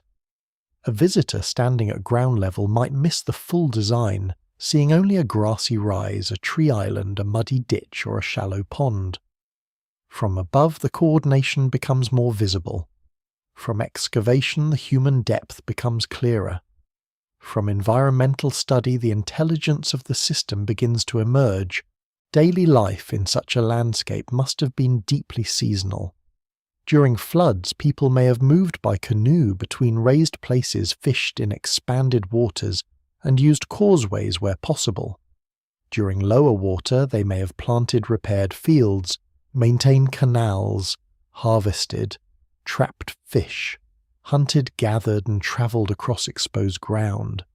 Children would learn the differences between safe and dangerous water edible and useless plants, good clay and bad clay, productive channels and empty ones. The calendar would not be written in books, but in bird movements, river levels, plant flowering, insect noise, mud texture, and the return of fish. What survives in the record suggests a society whose knowledge of water was precise because it had to be. The presence of ceramics, burials, tools, and occupation layers on mounds and islands gives this engineered world a human intimacy. These were not abstract hydraulic works built by anonymous labour alone. They were places of cooking, sleeping, mourning, birthcraft, repair, argument, ceremony, and memory. The people who shaped the Llanos de Mojos lived with the consequences of their own earthworks. A canal that failed could flood a field. A neglected causeway could break movement between communities. A mound too low could be threatened by water. A well-maintained fish system could feed many. Engineering here was not separate from life. It was life made visible in earth. The eventual decline or transformation of these systems remains difficult to explain in full. Climate variation, social change, conflict, disease, after European contact missionization, forced labour and population movement, all may have played roles at different times. Some features may have been abandoned before Europeans arrived. Others may have been in use or remembered when colonial disruption began. The evidence is uneven, and scholars still debate timelines across the region. What is clear is that once maintenance stops, wetlands begin to reclaim engineered forms. Canals silt up, fields erode, mounds soften, forest islands persist but change. Fish systems become harder to recognize. The land does not erase the past instantly. It blurs it season by season. The Llanos de Mojos therefore broadens the meaning of the lost civilization beneath the Amazon. It shows that the hidden past is not only under dense forest, but also under grass, floodwater, mud, and scattered trees. It shows that ancient societies could turn a demanding wetland into a productive homeland through cumulative design. It challenges the idea that civilization must fight water by draining it away completely. Here, the more subtle achievement is to let water remain powerful while making its movement useful. The ancient builders do not conquer the flood. They negotiate with it in earth. By the time the story leaves Mojo's, the Amazon's buried world has become more diverse and more difficult to reduce. There are river highways and managed forests, black soils and geometric earthworks, and now wetlands filled with raised fields, canals, fish traps and forest islands. Each landscape offers a different answer to the same question of how people live in a world that resists simple control. In Mojo's, the answer is patient engineering at the scale of seasons. The flood rises, the people rise with it on mounds and causeways. The flood withdraws and fields channels fish, and memories emerge from the water. The civilization is not lost because it vanished without trace. It is lost because its traces were mistaken for landscape, and because the landscape itself was part of the design. In the Upper Xingu, the forest holds a different kind of plan. It is not the wetland geometry of Mojos, nor the great riverbank world of the main Amazon channel, nor the mysterious circles and squares of Acre. Here in a region of headwaters, forests, rivers and savanna edges in central Brazil, the traces of ancient life form something that feels almost urban, but not in the familiar sense. The settlements are not crowded into a single stone metropolis. They appear as clusters of villages, plazas, roads, ditches, bridges, gardens, and managed forest arranged across the landscape in a pattern that suggests deliberate design. From one perspective it is dispersed, from another it is tightly connected. It is a city system without a skyline, a network whose architecture lies as much in spacing pathways and relationships as in buildings. The Upper Xingu becomes one of the most important places for rethinking Amazonian civilization because it challenges the old division between village and city. Older models often assume that complexity must produce dense urban centers, monumental buildings, sharp class divisions, and centralized rule. The Xingu evidence suggests another possibility. Ancient communities there may have formed what some researchers call garden cities, with large villages linked by broad roads arranged around plazas surrounded by working landscapes and connected into regional clusters. These were not random settlements scattered through the trees. Their layouts show order. Roads often run straight between communities. Villages may be placed at regular intervals. Defensive ditches and palisades appear in some places. Plazas sit at settlement centres, and the surrounding landscape shows signs of cultivation and management. What survives in the record suggests a planned social world, even if its political structure remains debated. The central plaza is again essential. In many Upper Xingu settlements, the village is organised around a circular or oval open space, with houses placed around it. This pattern continues in some living indigenous communities in the region, though modern groups should not be treated as unchanged survivals of the ancient past. Continuity exists, but history has also brought movement, loss, adaptation and transformation. Still, the resemblance matters, because it helps archaeologists understand how social life might be arranged around open communal centres rather than monumental buildings. A plaza is a place where people gather, perform rituals, hold ceremonies, settle disputes, organise work and affirm community identity. It gives shape to society. When these plazas appear across ancient settlement networks, they suggest not isolated households, but communities built around shared forms of life. The roads are among the most striking features. Some appear as broad straight paths connecting settlements across the landscape. A path in the forest can be informal, shifting and narrow, but these roads seem more formal than simple trails. They may align with plaza entrances, suggesting that movement between communities is woven into settlement design itself. A person travelling along such a road may not simply be moving from one village to another. The journey may follow a socially meaningful route, passing through cleared or managed land, entering plazas in a prescribed direction, linking kin groups, ritual partners, allies, or rivals. The evidence remains incomplete, but the existence of formal roads suggests a world where connection is planned rather than incidental. This matters because cities are often imagined as dense concentrations of people separated from countryside. The Upper Xingu suggests a different model where settlement and countryside are interlaced. People live in villages, cultivate gardens, manage trees, maintain paths, fish, hunt and gather, while remaining connected to neighbouring communities through roads and shared institutions. The result may be less like a single city and more like a low-density urban network. Its population is spread out, but its social structure may be highly organised. This kind of landscape can be difficult to recognise archaeologically because it does not create one obvious ruin. Instead, it leaves a pattern of many places, each modest alone but powerful together. Defensive works add tension to the picture. Some Xingu settlements include ditches, embankments, or evidence of palisades that suggest concern with attack or conflict. This does not mean constant warfare, but it does suggest that life in these networks was not free from danger. Communities may have competed over territory, resources, prestige, or alliances.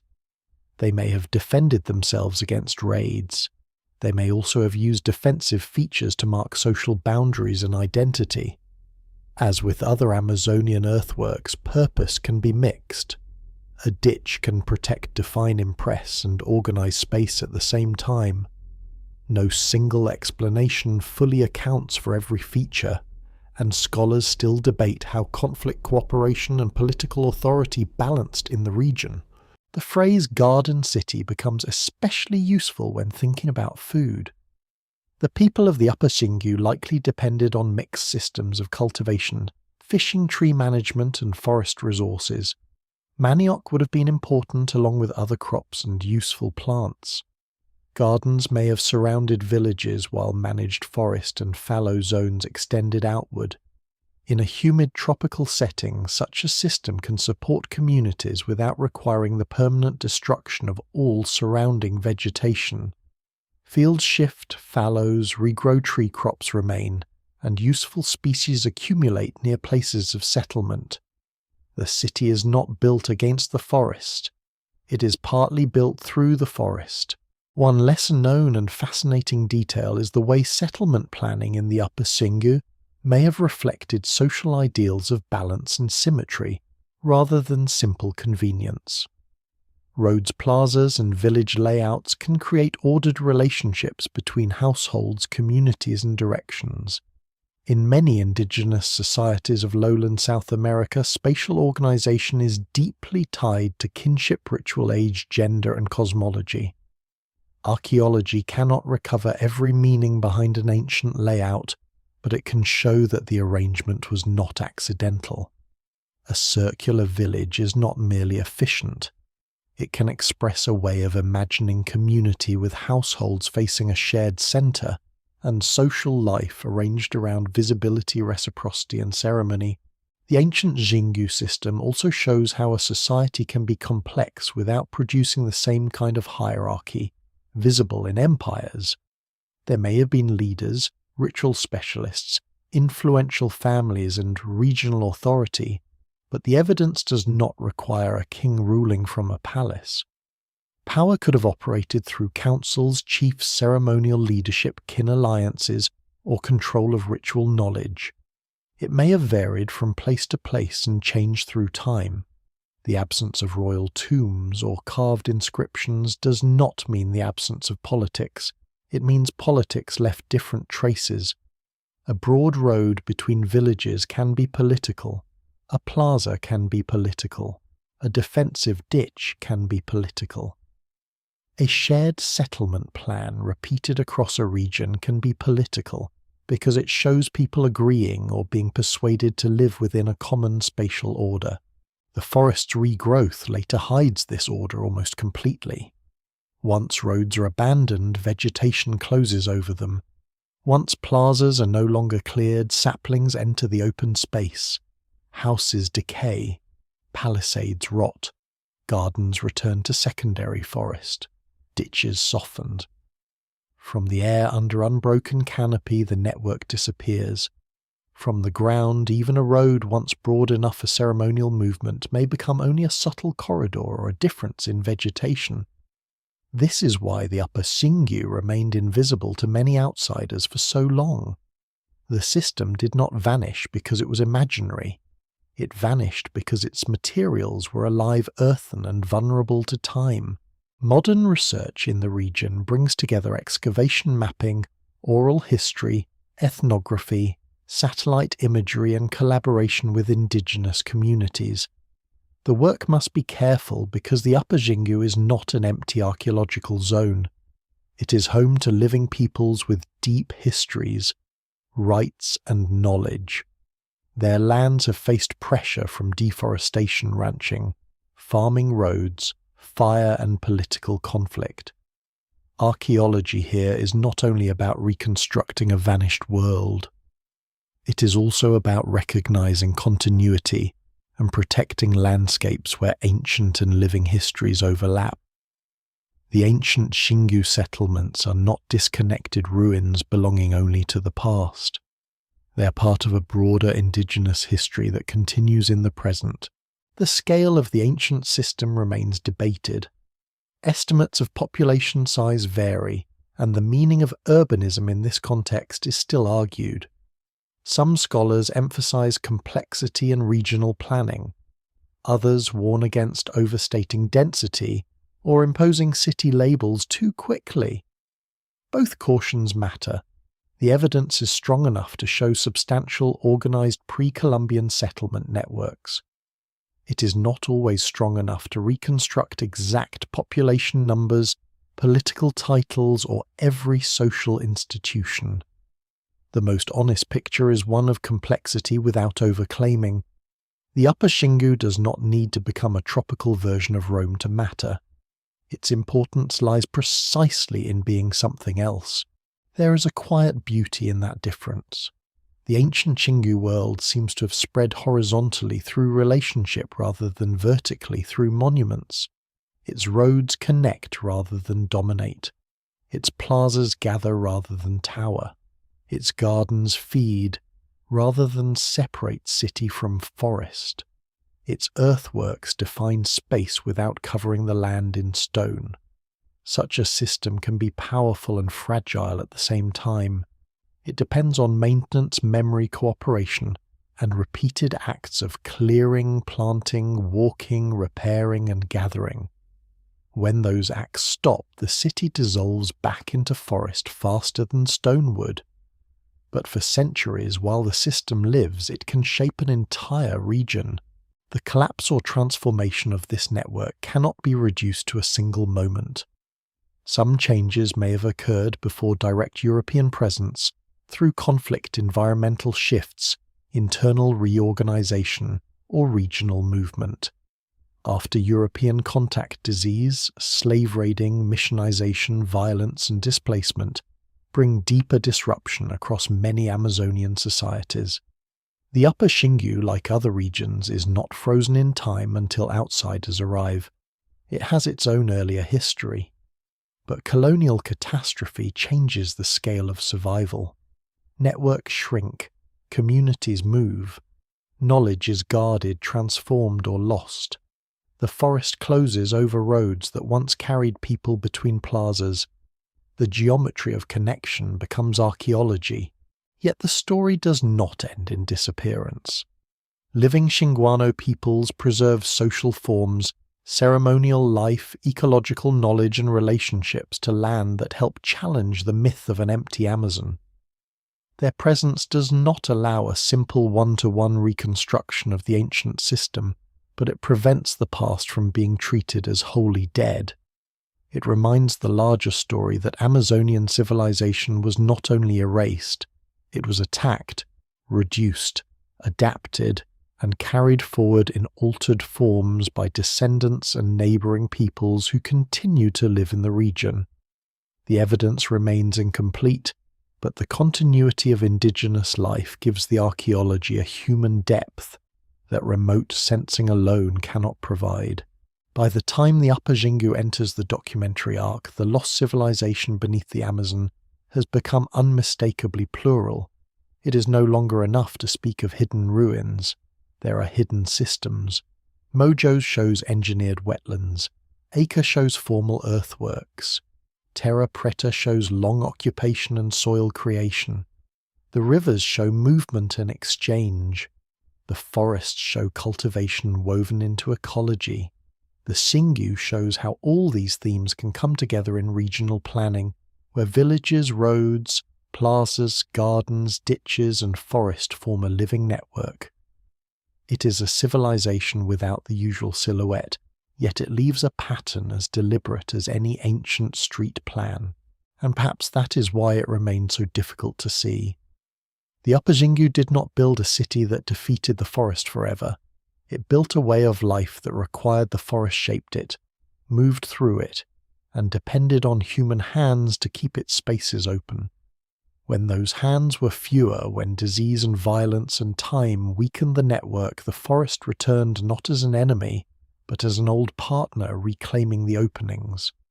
Roads became green corridors, plazas became shadow, gardens became trees. The city did not fall into ruin in the usual sense. It breathed out, softened, and disappeared into the very landscape that had sustained it. Before the shattering life in the Amazon is not a single image. It cannot be reduced to a canoe on a river, a garden beside a house, a mound in a wetland, or a plaza under the sun. It is all of these things arranged differently across regions, seasons, languages, and histories. The basin is too large for one daily routine, too diverse for one social form, and too old for one origin story. Still, the traces left in soil, pottery, plants, earthworks, and living memory allow a careful reconstruction of the rhythms that may have held many communities together. What emerges is not a fantasy of untouched harmony, and not a picture of desperate survival.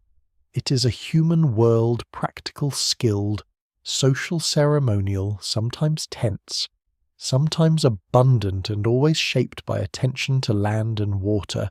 Morning begins differently depending on the place. Along a riverbank, mist may rise from the water while canoes are pushed out before the heat thickens. In a wetland, people may wake on raised ground above a plain that glitters with floodwater. In an upland village, smoke may lift from hearths, while the forest begins to sound around the houses. Children learn by watching before they understand that they are learning. They see how manioc roots are handled, how fish are cleaned, how baskets are repaired, how pottery is set near the fire, how elders identify useful trees from bark, scent leaf, and season. Knowledge is not separated into lessons. It is carried in gestures. A child sees which plants are touched and which are avoided, which paths are taken after rain, which streams are safe, which insects signal change, and which stories belong to which places. Food production is steady work rather than a single agricultural event. Manioc gardens require clearing, planting, tending, harvesting, and processing. Bitter manioc demands careful treatment because the difference between nourishment and danger lies in technique. Roots may be grated, pressed, washed, toasted, or cooked depending on local practice and intended food. The tools used in this labour are often perishable, but the pattern survives through ceramics, griddles, hearths charred, remains, and ethnographic continuities handled with caution. Maize, squash peppers, fruits, palms, and other cultivated or managed foods enter the diet in varied combinations. Fishing adds another layer of abundance, especially where rivers, lakes, floodplains, and wetlands pulse with seasonal life. Hunting, gathering, turtle collecting, shellfish harvesting, and tree crops all contribute. The evidence remains incomplete, but no serious picture of ancient Amazonian food can be simple. The household is a centre of production, memory, and identity. Houses may be made of wood, palm thatch, and fibre materials that decay quickly, but can shelter complex lives while they stand. A house is not merely a sleeping place. It is where food is prepared, tools are stored, children are raised, bodies are painted baskets, are woven, ornaments are repaired, visitors are received, and stories are held. The hearth is especially important. Fire cooks food, dries, fish, warms damp air, hardens, materials, keeps insects away, and leaves charcoal that later becomes one of archaeology's most persistent witnesses. Around the hearth, ordinary life slowly enters the soil. A broken pot falls, ash is swept aside, bones are discarded, seeds char. The ground darkens. Centuries later, a researcher may call it cultural deposit, but in life it is simply the residue of being human. Villages vary in size and layout. Some may be small and flexible, shifting as gardens age or alliances change. Others are larger, planned around plazas, roads, mounds, or defensive works. In places like the Upper Xingu, the village centre may open into a formal plaza with houses arranged in a circular pattern that shapes social life around a shared space. In wetland landscapes, raised mounds may hold homes above seasonal floods. Along major river settlements may stretch near bluffs, levees, and productive fishing grounds. A village is not only its houses, it includes gardens, paths, water landings, burial places, clay sources, forest groves, hunting areas, and remembered boundaries. The lived settlement is wider than the visible settlement. Ceremony gives rhythm to the year. Archaeology cannot recover songs, dances, spoken histories, or the full meanings of ritual objects when they are made of feathers, fibre, wood, and paint. Yet plazas, special deposits, burials, decorated ceramics, formal earthworks, and repeated settlement layouts suggest that public life mattered deeply. Communities may gather for rites, tied to seasons, ancestors, initiation, death alliance, warfare, harvest, or the renewal of social ties. Feasting may play an important role because food can transform labour into obligation and strangers into partners. A large gathering requires preparation. Gardens must produce, fish must be caught, drinks may be made, pots must be fired, paths must be cleared. The social world is built not only through belief, but through logistics, and logistics leave traces. Leadership in this world is likely varied and often subtle. Some communities may have chiefs or powerful leaders able to coordinate labour, defend territory, host ceremonies, redistribute food, or negotiate alliances. Others may rely more on councils, elders, ritual specialists, kin leaders, or forms of influence that rise and fall with circumstance. The Amazon does not offer one political template. Its societies range across different scales and histories. Some earthworks and settlement networks imply organised authority, but not necessarily kings in palaces. Power can be held in knowledge of ritual control, of exchange skill in speech, ability to mediate conflict, success in warfare, generosity in feasting, or descent from remembered ancestors. No single explanation fully accounts for political life across the basin, and the absence of written records leaves much uncertain. Still, it is clear that these were not societies without structure. They were societies whose structures often left traces different from those of empires built in stone. Conflict is part of the picture, though it should not dominate it. Defensive ditches, palisade traces, settlement placement, skeletal injuries in some contexts, and early accounts all suggest that violence and fear existed in parts of Amazonia. Raiding, revenge, competition over resources, captive-taking, territorial pressure and prestige may have shaped some communities. But conflict does not erase cooperation. The same world that builds defenses also builds roads, exchange networks, ceremonial centers, marriage alliances, and shared landscapes. Human societies often live with both tension and interdependence. The evidence remains uneven, and popular stories sometimes swing too far toward either peaceful paradise or endless warfare. The more grounded image is more complicated and more believable. Craft production fills the day with skill. Pottery requires clay selection, tempering material shaping, drying, firing, and knowledge of how vessels will behave near heat or liquid. Basketry, though rarely preserved, may have been essential for carrying, storing, fishing, processing, manioc, and daily work. Stone tools, where stone is available or imported, must be made, sharpened, valued, and repaired. Wooden tools, paddles, digging sticks, bows, arrows, clubs, benches, and ritual objects require careful work with forest materials. Cotton or other fibers may be spun, woven, or twisted into cord. Body ornaments made of feathers, shells, teeth, seeds, bone, or stone may communicate identity status, age, gender, ritual role, or regional connection.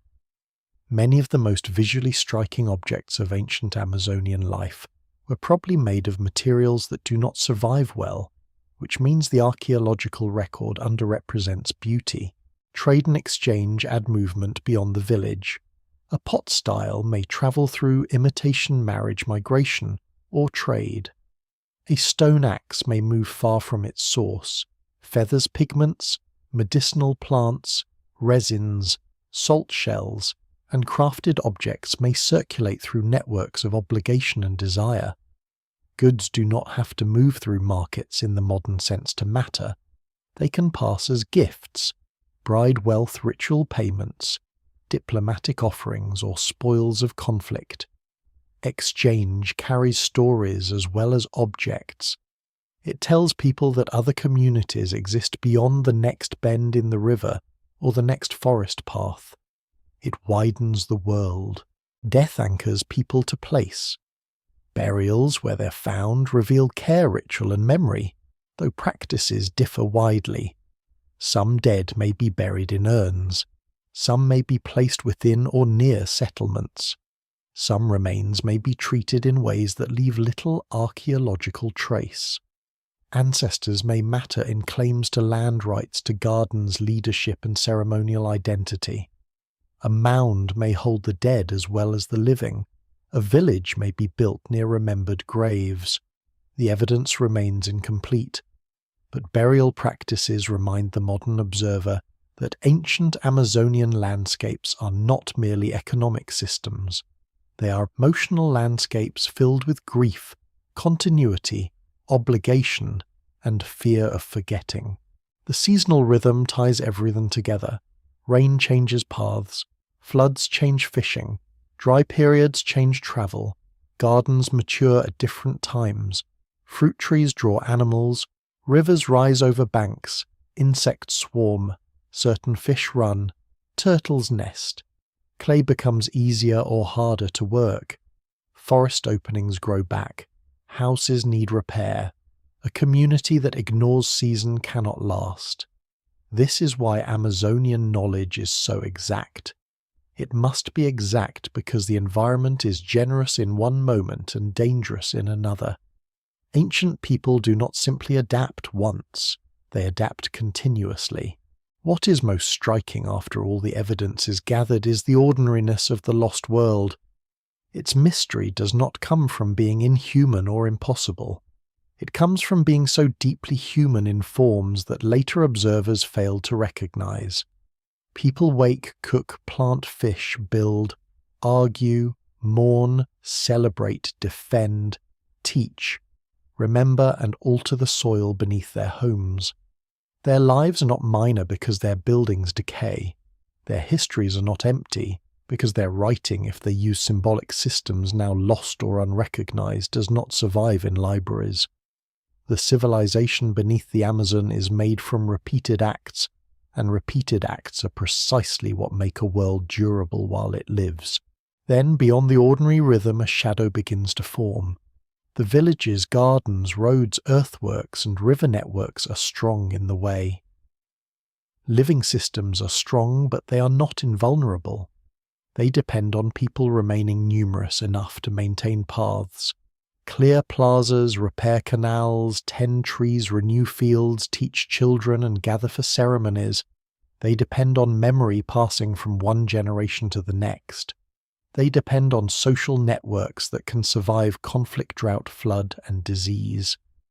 What comes from across the ocean will strike not only bodies, but the relationships that hold landscapes together. Before that shattering, the Amazonian world is full of life. Its tragedy is that so much of that life will later be mistaken for silence. The first devastation may arrive before many communities understand that a new world has entered the old one. It does not always come first as a soldier, a priest, a metal blade, or a boat with strange sails against the river light. Often it comes invisibly, moving faster than the people who carry it, passing from village to village, through contact trade, flight, fear, kinship, and the ordinary human need to remain connected. Disease travels through the Amazon's networks before the full meaning of European arrival can be measured. A fever appears, a rash spreads, a cough deepens, children die, elders die. Skilled gardeners, canoe makers, ritual specialists, leaders, healers, potters, singers, and people who know the timing of fish and flood vanish from the living chain of memory.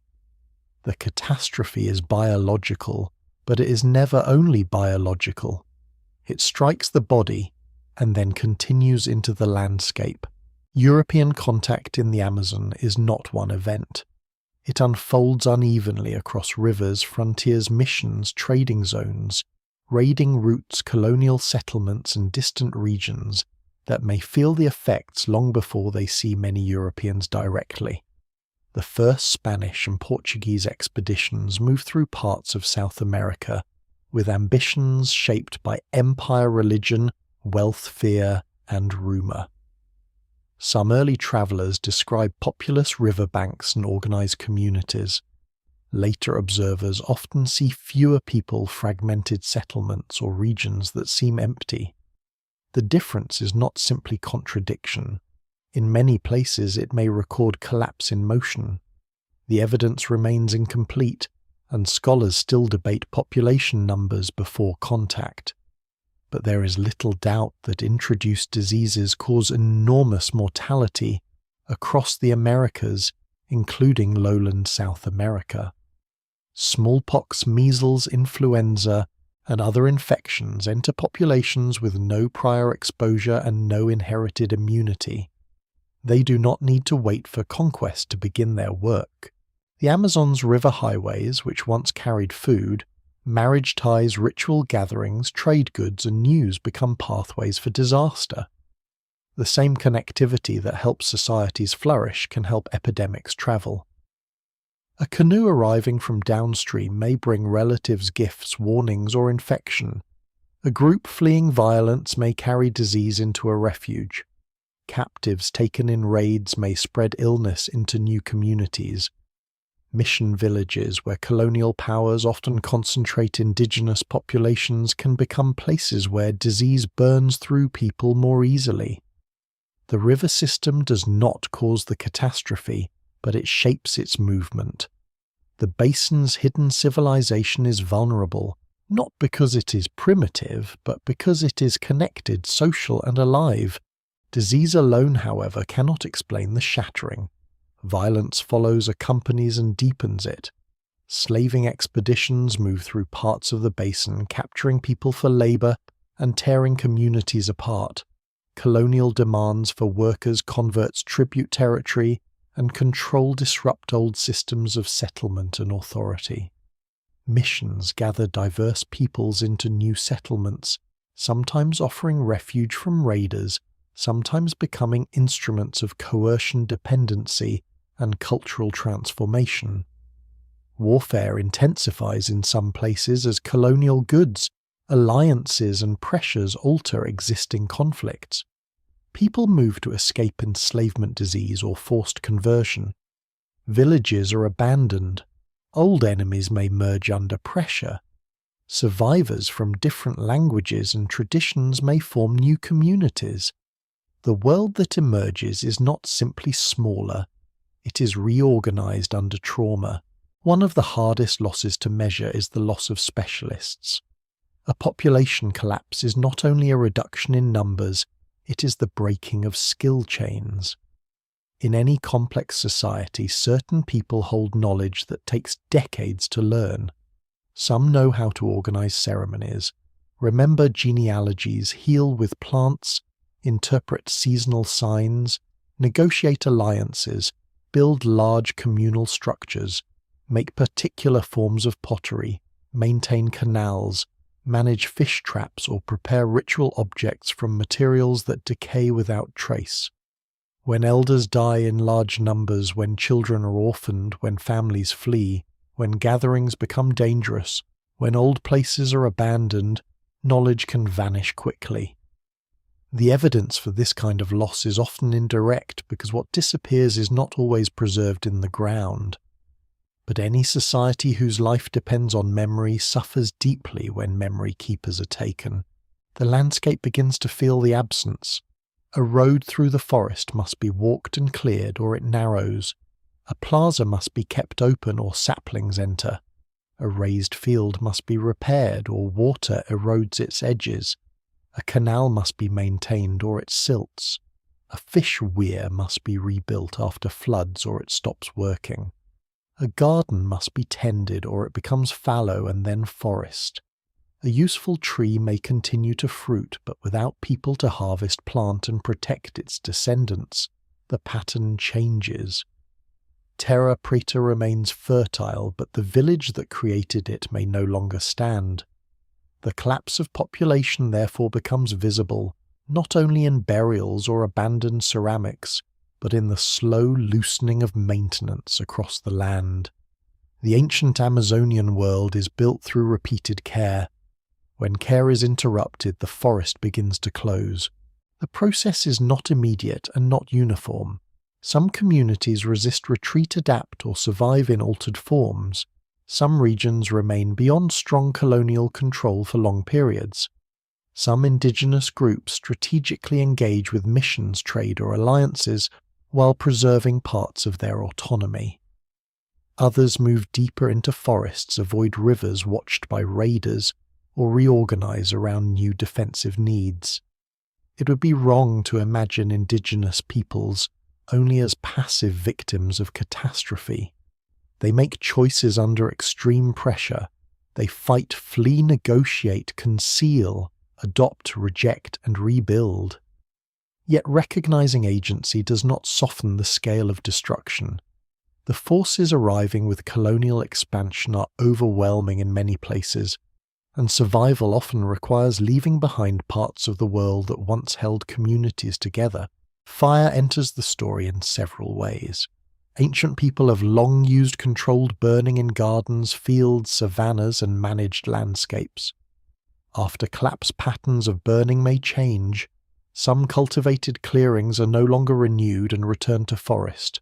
Other fires may accompany warfare, flight, mission settlement, or later colonial land use.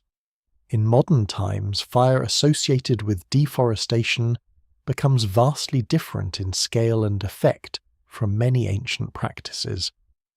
The important point is that burning records disturbance, but disturbance itself has different meanings in different periods. Charcoal in the ground can speak of ancient kitchens, managed fields, or traumatic destruction depending on context. No single explanation fully accounts for every layer. The Amazon's fire history must be read carefully without confusing old management with modern devastation or turning all burning into one story.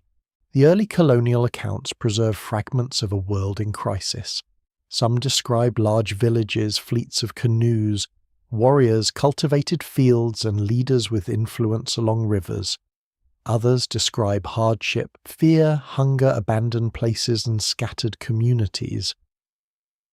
The contradictions are frustrating, but they may reflect different moments in the same unravelling. A riverbank settlement seen in one decade may be deserted in another. A powerful leader's network may collapse after epidemics. A mission report may describe survivors from multiple peoples gathered under new authority, while older settlement patterns disappear around them. The written record is biased and incomplete, but when paired with archaeology, it becomes part of a larger pattern, a populous and varied basin undergoing severe disruption. A lesser-known consequence of this disruption is that it may have helped create the later illusion of primeval forest. When fields are abandoned across large areas, trees return. When roads are no longer used, the canopy closes. When settlements shrink, hunting pressure changes. When managed groves remain without clearings around them, they blend into broader forest. Over generations, a landscape that was once inhabited and worked can look anciently untouched. This does not mean all forest is secondary growth, and it does not mean the entire Amazon was once cleared. Such claims would go too far, but in many places the forest that later European scientists and travellers considered untouched may have been regrowth over humanized land. The silence they saw was not original silence. It was in part the silence after catastrophe. This is one reason the population debate matters so strongly. Estimates of pre-contact Amazonian population vary widely, and scholars argue over methods, regional density, carrying capacity, and the interpretation of early accounts and archaeological remains. Some warn against imagining a basin packed everywhere with people. Others emphasize that the evidence for large complex populations in many regions has been underestimated. The most careful view allows variety. Some zones were densely occupied and heavily modified. Others were more lightly inhabited. Some systems were river-centered. Others were upland or wetland-based. The catastrophe did not strike one uniform civilization. It struck many societies across a varied world. The scale may remain debated, but the direction of change is clear after contact. Many indigenous populations decline drastically, and the landscapes they maintained change with them. The human consequence is almost impossible to hold fully in the mind. Every abandoned mound means more than an archaeological transition. Every closed road means relationships broken. Every dark earth patch without a living village means cooking fires gone cold. Every plaza swallowed by saplings means ceremonies interrupted. Every canal silting in a wetland means labour no longer gathered there. The transformation of the Amazon after contact is often discussed in broad terms, but it is made of personal losses repeated beyond counting. A potter dies without teaching a final technique. A child survives but grows up far from the village where the ancestors are buried. A healer is taken to a mission settlement and cannot reach the plants of a remembered forest. A leader loses the people whose cooperation gave authority meaning. These details are inferred, not individually documented in most cases, but they follow from the nature of the collapse. Societies are not abstractions. They are networks of lives. The shattering also affects memory itself. When survivors move, merge, or are forced into new settlements, names of old places may change or disappear. Stories may be compressed, hidden, or reworked under danger. Rituals may be shortened or transformed. Languages may weaken when speakers are separated or killed. Knowledge that once belonged to a particular river bend, mound, grove, or plaza may become harder to maintain when people no longer live there. This loss does not erase indigenous history. Many traditions continue powerfully, and many communities preserve deep knowledge despite centuries of assault.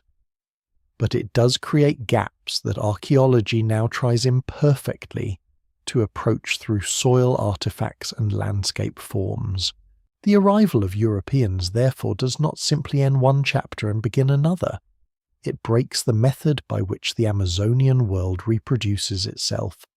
The ancient systems of river connection, garden management, earthwork, maintenance and ceremonial gathering rely on people being present in sufficient numbers in known places with time to pass on knowledge.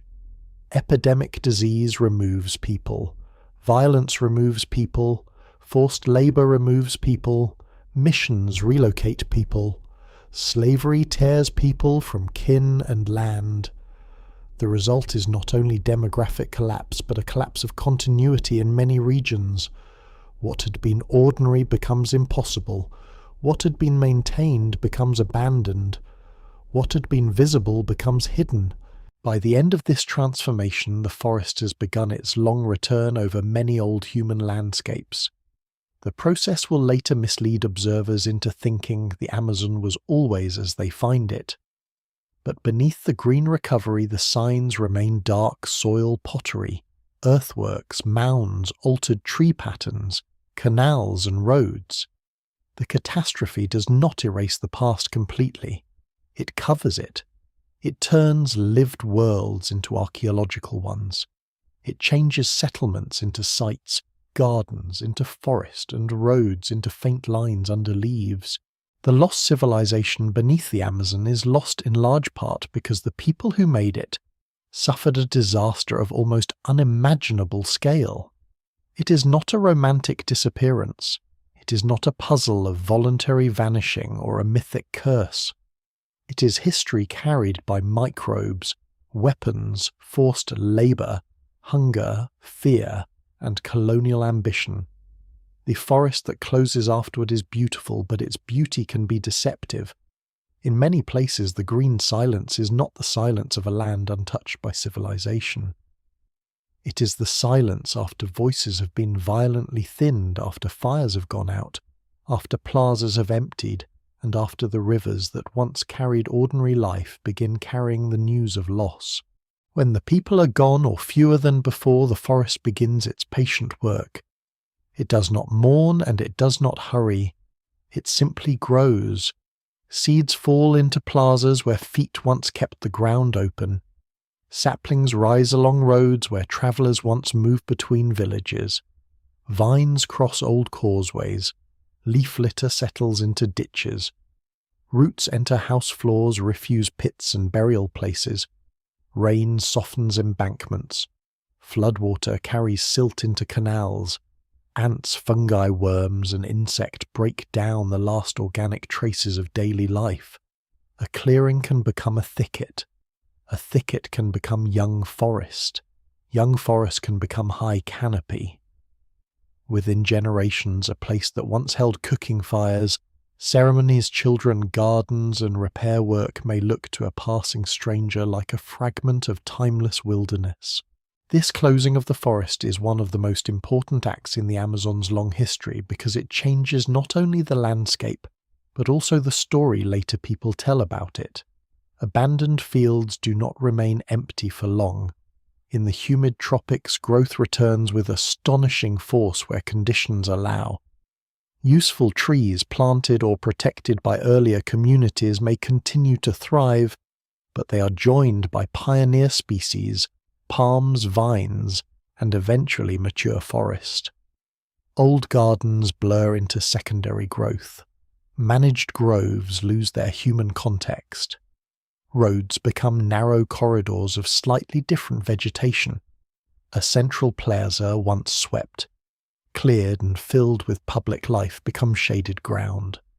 The transformation is so complete that later observers may assume no large human presence ever existed there. What they are seeing may not be original forest, but forest after history. This does not mean the entire Amazon is a regrown garden, or that every stand of forest covers a vanished settlement. Such an idea would simply replace one exaggeration with another. The basin is immense, and its histories vary sharply from place to place. Some regions were heavily modified, others were lightly occupied. Some were shaped by settlement networks, earthworks, and long-term cultivation. Others remained less visibly altered, or altered in ways archaeologists have not yet learned to detect. Scholars still debate the scale of pre-contact population and landscape transformation, and the evidence remains incomplete. But the old image of a uniformly untouched forest can no longer hold. In many places, the forest that closed after collapse helped conceal the very evidence that could have corrected that image. The process can be imagined at the scale of a single village. At first, after abandonment, the houses begin to fail. Thatch rots, wooden posts decay, palm walls collapse inward, clay hearths crack under rain, pots left behind break or are buried by leaves and mud. Dogs, rodents, insects, and scavengers disturb refuse. Gardens nearby still produce for a time. Manioc may be harvested by survivors returning briefly or left to rot. Fruit trees continue to bear. Palms drop seeds. But without regular clearing, the light changes. Small trees enter spaces once kept open. The edges of the village dissolve. The plaza shrinks as vegetation advances from all sides. After decades, only those who know the place might recognize it. After centuries, the recognition may pass into soil alone. At the scale of a road, the same fading occurs as a line. A formal path once wide enough for movement between settlements begins to narrow when no one cuts back the growth. Fallen branches remain where they land. Seedlings root in the open strip. Animals use parts of it, altering the route. Rainwater follows depressions, carving or filling them. In some places, the road may survive as a shallow corridor, a line of different soil compaction, or a subtle break in vegetation. In other places, it disappears almost entirely. When rediscovered, it may not look like a road at all until it is mapped with care. The old connection between communities becomes a ghost of topography. Wetlands transform differently, but no less thoroughly. In Mojos and similar landscapes, raised fields require maintenance. Channels silt. Fish weirs break. Floods erode edges. Causeways slump. Forest islands persist, but their shape and vegetation change. Without people rebuilding the system, water slowly edits the work. It does not erase everything. It rounds, fills cuts, and rearranges. A mound may remain as a tree-covered rise. A canal may become a natural-looking swale. A field pattern may be visible only from above or in the dry season. The engineered wetland becomes a landscape of traces still present, but no longer functioning as it once did. Its intelligence is hidden inside forms that appear accidental. Dark earth remains more stubborn than many structures. Terra preta does not vanish when houses collapse. It continues to lie beneath new roots, still fertile, still mixed with charcoal and pottery. In some places, people later reuse these soils knowingly or unknowingly, farming on the remains of older settlements. In others, the dark earth sleeps under forest. It becomes one of the few durable witnesses to long occupation. The strange irony is that the forest can cover a village so completely that only the soil can testify to its former density. The living canopy says nothing obvious. The black ground below says people stayed here long enough to change the chemistry of the earth. This covering of the past also shapes European and later national imaginations. Travellers moving through regrown or sparsely inhabited areas after epidemic collapse may describe vast emptiness, because that is what they see. They may not understand that abandonment can be recent in historical terms. Later thinkers reading such accounts may build theories from a landscape already transformed by catastrophe. If the forest looks full and human settlements look scattered, they conclude that the Amazon has always been that way. The conclusion feels empirical, but the timing is wrong. It treats the aftermath as the baseline. No single explanation fully accounts for every mistaken interpretation, but this confusion between post-collapse forest and untouched forest becomes one of the central errors in Amazonian history. The forest's return is not purely concealment, it is also survival. By covering earthworks, it protects some from erosion and from casual destruction. By growing over old settlements, it preserves dark soils and artifacts beneath layers of root and leaf. By making access difficult, it keeps some places hidden from looting and development for a time. The same canopy that misleads outsiders also shelters the archive. This creates another contradiction. The forest hides the past so well that the past is denied, yet its hiding helps keep the past from being completely destroyed. Modern deforestation reverses that protection. It reveals circles, roads, mounds, and ditches, but exposes them to machines, cattle fire, and erosion. The ancient landscape is safest when unseen and most understood when endangered. For living indigenous communities, the closing of the forest has a different meaning than it does for outside archaeology. Some abandoned places remain known through stories, names, trails, taboos, or remembered histories. Others are avoided, revisited, reoccupied, or folded into changing territorial knowledge. The forest does not erase memory where people continue to carry it. But in regions where communities were killed, displaced, or merged under pressure, memory can become fragmented. A place may remain important without outsiders recognizing why. A patch of trees may be part of a lineage history, a migration, a conflict, a burial ground, or a former settlement. Archaeology can reveal material traces, but it cannot always restore the full human meaning of a place once that chain has been broken. The closing forest also changes the moral atmosphere of the Amazon. It tempts outsiders to romanticize absence. A ruin made of stone invites thoughts of human loss because the structure remains visibly artificial. A forest over a vanished village does something more deceptive. It looks whole. It looks complete. It looks as though nothing is missing. Birds call, insects hum, rain falls, leaves unfold, and the green world appears indifferent to the human absence beneath it. There is beauty in that recovery, but also a deep sadness. A landscape can be alive and still be haunted. It can be ecologically rich and historically wounded. The two truths do not cancel each other. This is why the phrase lost civilization must be handled carefully. The civilization is not lost in the sense of being entirely unknown or unconnected to living peoples. It is lost in the sense that many of its places, systems, names, and memories were broken, covered, and misread. It is lost because the forest grew back over roads and plazas so completely that later observers mistook recovery for origin. It is lost because the forms of Amazonian achievement were often made from earthwood water and plants materials that return easily to the cycles around them. It is lost because catastrophe reduced the number of people who could explain what the landscape meant. Yet beneath the closing forest the old patterns wait. A ditch still holds its curve under roots.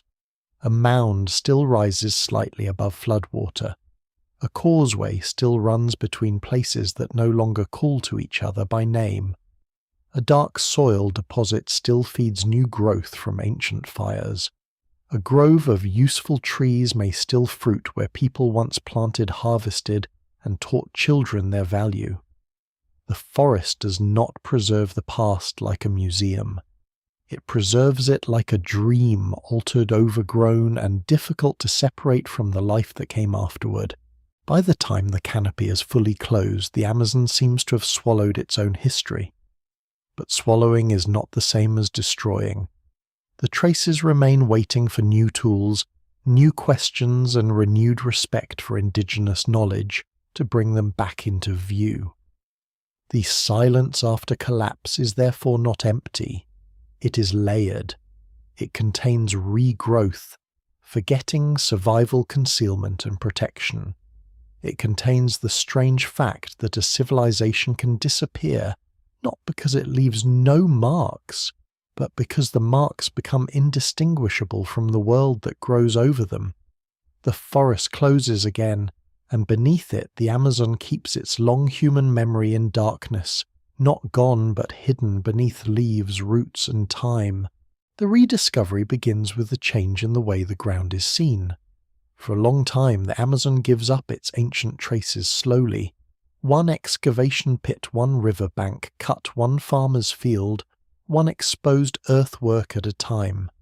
Archaeologists walk through heat, mud, insects, and dense vegetation, searching for signs that may rise only a few centimeters above the surrounding land.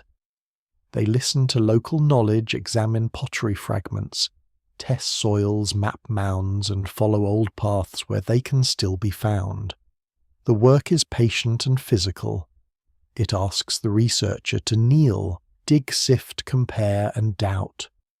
But in recent decades, another kind of site has entered the forest, one that does not replace excavation, but transforms where it begins.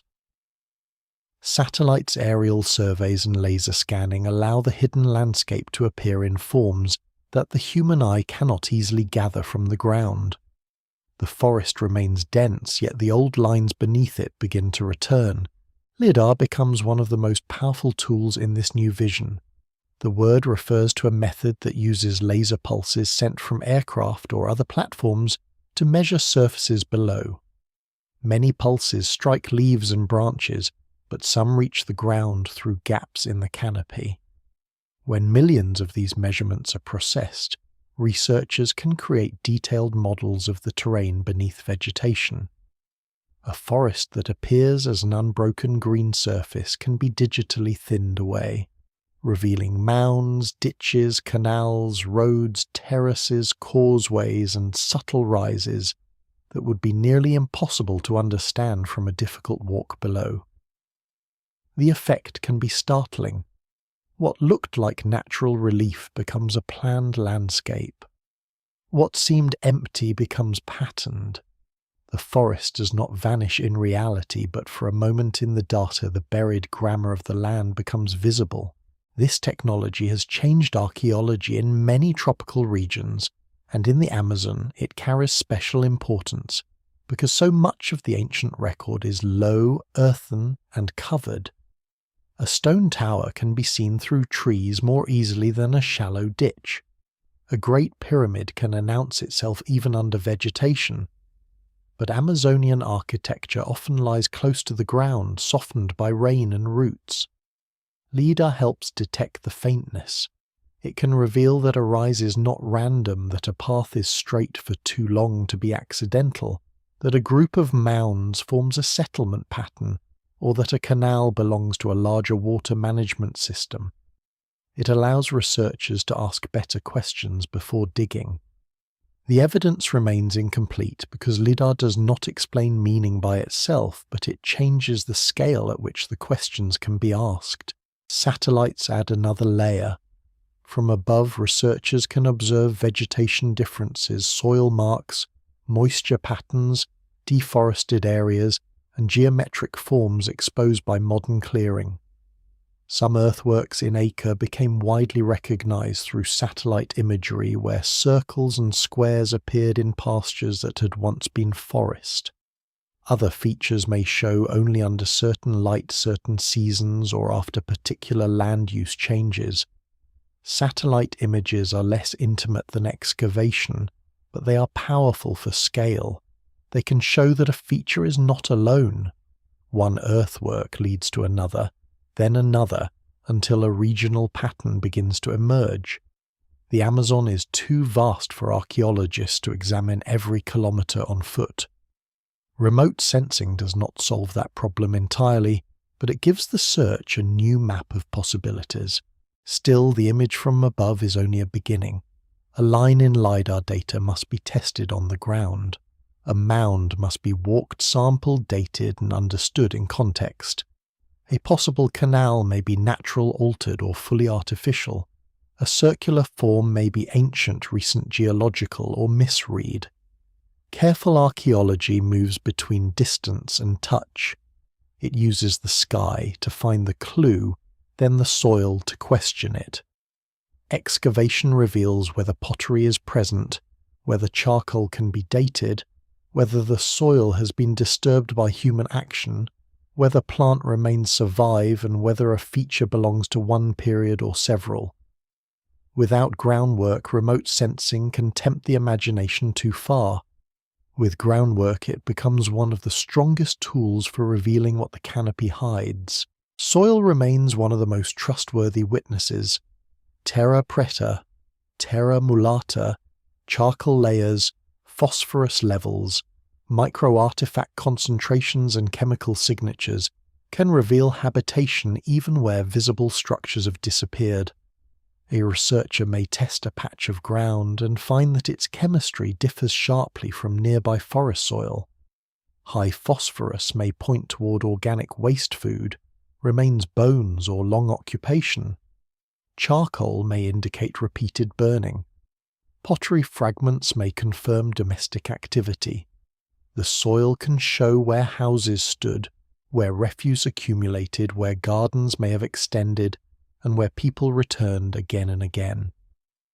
In a world where buildings decay, soil becomes architecture's afterimage.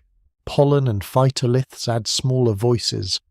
Pollen grains, when preserved, can indicate plants that once grew nearby, though tropical preservation can be difficult and interpretation requires caution.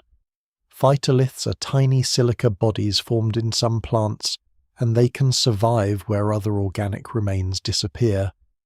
Starch grains, charcoal particles, seeds, and other microscopic traces may reveal manioc, maize, palms, squash, or other useful plants in ancient contexts. These remains are not as dramatic as a stone carving, but they are deeply revealing. They show what people ate, planted, burned, processed, and carried. They can indicate shifts in vegetation after clearing or abandonment. They can help separate a natural forest history from a human-shaped one, though the boundary is rarely simple. Ceramics continue to be essential. A potsherd found in dark soil or beside an earthwork can link a site to a wider cultural tradition. Its clay temper, form, decoration, and firing can reveal relationships among communities and changes through time. Some ceramic traditions spread across large regions while others remain local. A cooking pot tells a different story from a ceremonial vessel. A griddle may point toward manioc processing. A decorated urn may speak of burial identity or ritual. Pottery does not preserve every part of life, but it is one of the main ways archaeologists build chronology in the Amazon. When combined with radiocarbon dating of charcoal or other organic remains, ceramics help turn scattered traces into history. Radiocarbon dating gives time depth to the hidden landscape. A charcoal sample from a hearth, a burned post, a ditch fill, or an occupation layer can provide an approximate date for human activity. Dates are never magic answers. Samples can be disturbed. Old wood can complicate interpretation. A single date may not represent the construction or main use of a feature, but many dates collected carefully across sites begin to show sequences when a settlement was occupied, when an earthwork was built, when a field system was used, when a site was abandoned, when forest returned. The Amazon's past becomes less like a timeless mystery and more like a set of changing histories with beginnings, intensifications, pauses, and transformations. Genetic research adds another kind of evidence, though it must be handled with particular care. Studies of living populations, ancient remains where ethically studied crops and domesticated plants can reveal movements, relationships, and long histories of interaction. Plant genetics can help trace the domestication and spread of crops such as manioc, cacao, relatives, peach, palm, and other useful species. Human genetic studies may illuminate population histories, but they must never be treated as replacements for language culture, oral history, or indigenous identity. The evidence remains incomplete, and ethical collaboration is essential. The Amazon's people are not data points in an abandoned landscape. They are living communities whose rights, histories, and consent matter.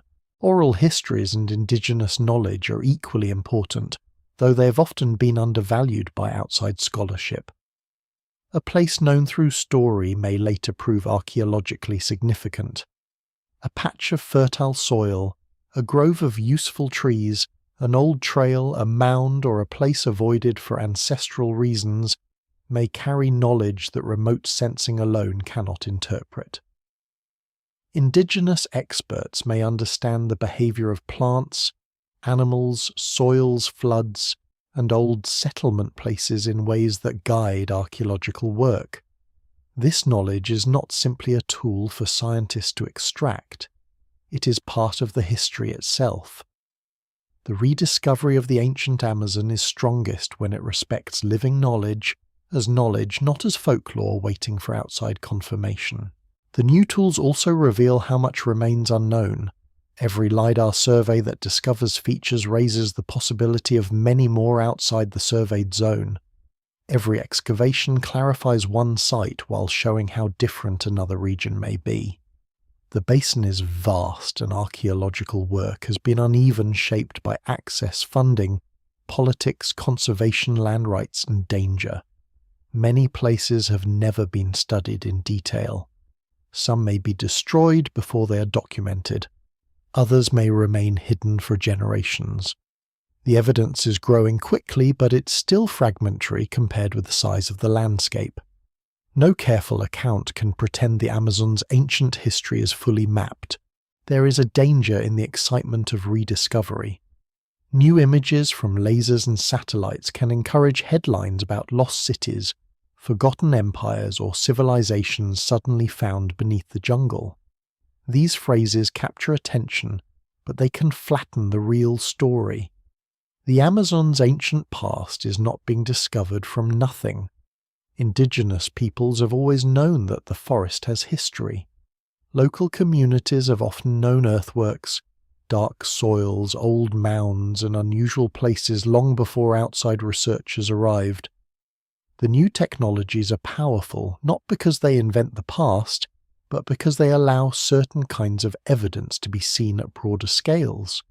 They confirm, complicate, and extend knowledge that has many sources. The best archaeology now moves like a conversation between sky, soil, and memory. LiDAR reveals a possible road. Satellite imagery shows a cluster of earthworks. Excavation finds pottery and charcoal. Soil chemistry marks habitation. Pollen and phytoliths suggest cultivation. Oral knowledge gives names, warnings, or histories. Radiocarbon dates place the activity in time. None of these clues is complete alone. Together they make the hidden landscape harder to deny. They do not restore every voice, every ceremony, every political decision, or every loss, but they show that the forest's silence is not emptiness. It is an archive that requires many ways of reading. As the tools improve, the Amazon becomes less like a blank green mystery and more like a palimpsest, a surface written on, covered and written on again. Beneath modern forest may lie old forest, regrown garden, abandoned plaza, dark earth flood, deposit canal fill, and the remains of a hearth. Beneath a pasture may lie the line of a geometric ditch. Beneath a village garden may lie a much older settlement. Beneath the present may lie many pasts, not one. The civilization beneath the Amazon is therefore not revealed in a single dramatic moment. It emerges through layers, laser point by laser point, sherd by sherd, seed by seed, story by story, until the old wilderness begins to show the human depth it has carried all along. As the evidence grows, the argument becomes more difficult rather than less. The old image of an empty Amazon is no longer convincing, but replacing it with a new extreme would create a different misunderstanding. The forest was not a blank wilderness without history, yet it was also not one continuous megacity hidden under leaves. It was not a single lost empire waiting to be named, ruled from a vanished capital, and spread evenly across the basin. The truth is more varied, less tidy, and far more interesting. Some regions show dense occupation, planned settlement networks, earthworks, dark soils, and engineered landscapes. Other regions show lighter traces, mobile lifeways, seasonal use, or forms of occupation that remain archaeologically faint. The Amazon does not surrender to one model. It insists on many histories at once. This is where scholars still debate the scale of what existed before European contact. Population estimates vary widely because the evidence is difficult, incomplete, and unevenly distributed. A terra preta deposit can suggest long occupation, but turning soil area into population size requires assumptions. A settlement network can show planning, but estimating how many people lived there at one time is not simple. Early European accounts can describe large communities, but those accounts are shaped by confusion, exaggeration, translation problems, political motives, fear, and the chaos of first contact. Remote sensing can reveal many earthworks, but it cannot always say whether they were used at the same time, seasonally, ceremonially, or continuously. Each line of evidence matters, yet each has limits. The debate remains alive because the Amazon's past is not preserved in a form that allows easy counting. One school of interpretation emphasizes extensive human transformation. In this view, large portions of the basin were shaped by people through burning planting soil creation, settlement construction, forest management, and water control. The forest encountered in later centuries may in many areas be a post-collapse landscape regrown after epidemic disease and colonial violence reduced populations. This interpretation draws strength from dark earth, useful tree concentrations, settlement networks, raised fields, geoglyphs, and early accounts of populous river corridors. It restores human agency to indigenous societies long underestimated by outsiders. It also challenges modern assumptions about what a rainforest is, suggesting that some of its richness may carry deep human history. Another interpretation urges restraint. It warns that evidence from well-studied regions should not be stretched across the entire basin. A large earthwork in acre does not prove dense settlement everywhere. A planned network in the upper Singhu does not mean all upland forests were organized the same way. Useful trees may reflect human influence in some places, but natural dispersal, animal behavior, soil differences, and climate also matter. Dark earth can indicate occupation, but its presence varies, and its absence does not always mean absence of people. This cautious view is not a return to the empty wilderness myth. It is a reminder that the Amazon is too vast and diverse for a single sweeping claim. The evidence remains incomplete, and good archaeology must protect uncertainty where uncertainty is real. The tension between these views is productive when handled honestly. It prevents the story from hardening too quickly. The Amazon was neither untouched nature nor uniformly urbanized forest. It was a patchwork of human intensities. Some places were heavily modified, some were lightly tended, some were visited seasonally, some were occupied for generations, some were abandoned and reoccupied, some became ceremonial landscapes with little permanent residence. Others supported large village clusters or wetland systems requiring sustained labour. This unevenness is not a weakness in the story, it is the story. Civilization beneath the Amazon is not a single hidden object. It is a broad category of human landscape making expressed differently wherever people met particular waters, soils, plants, and histories. The word civilization itself becomes controversial. For some, it is useful because it forces recognition that Amazonian societies could be complex, organized, populous, inventive, and historically consequential. For others, the word carries baggage from old hierarchies that ranked societies by cities, writing metal, stone, and centralized states. Used carelessly, it can imply that only societies resembling Eurasian or Mesoamerican models are important. Used carefully, it can be broadened to include social complexity, landscape engineering, enduring networks, and deep ecological knowledge. Scholars still debate the term, and no single answer satisfies everyone. But the debate reveals a larger problem. The categories inherited from older history often fail when applied to Amazonia. The forest asks not only for new evidence but for new language. The danger of the word lost is similar. Calling Amazonian societies lost can help describe buried earthworks, abandoned settlements, broken networks, and knowledge damaged by colonial catastrophe. But it can also erase living indigenous peoples, as though the ancient world vanished completely and left no descendants, no continuity, no memory, and no rights. That is false.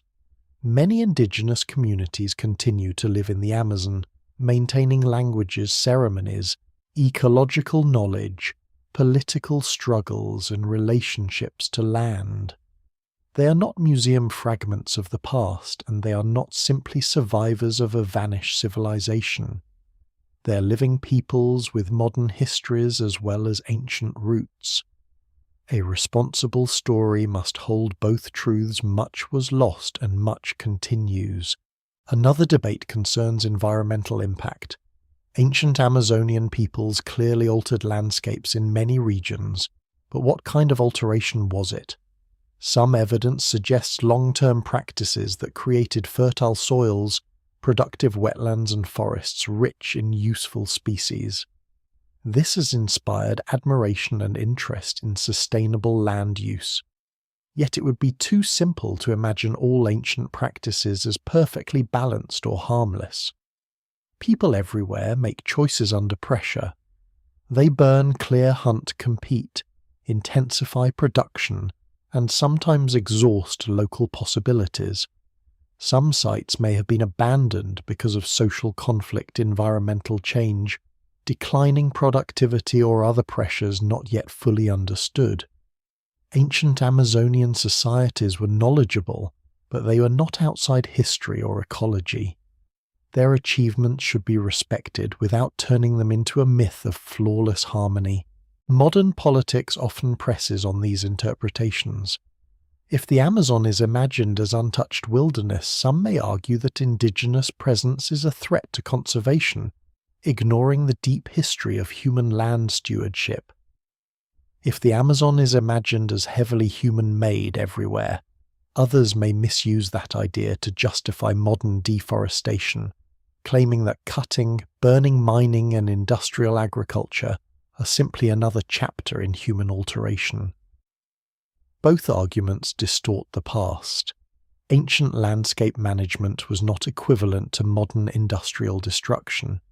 Scale technology, intention, social control, and ecological consequence differ enormously. The fact that people shaped parts of the Amazon for thousands of years does not make contemporary devastation acceptable. It means protection must include indigenous histories and rights, not erase them. The evidence of ancient management actually makes modern destruction more tragic. A forest with deep human history is not less valuable than untouched nature. It is doubly valuable as an ecological system and a cultural archive. A bulldozer does not only remove trees, it can cut through a buried road, flatten a mound, scatter pottery, expose dark earth, destroy old plant communities, and break living relationships to land. Fire does not only burn vegetation, it can erase subtle archaeological traces and transform soils that took centuries to form. Mining does not only poison rivers, it can destroy places whose meanings are not recorded on any official map. When the past is hidden in the landscape itself, landscape destruction becomes historical erasure. There is also a debate over visibility and imagination. Popular audiences often want one grand discovery: the lost city, the buried empire, the dramatic revelation that changes everything overnight. The Amazon rarely works that way.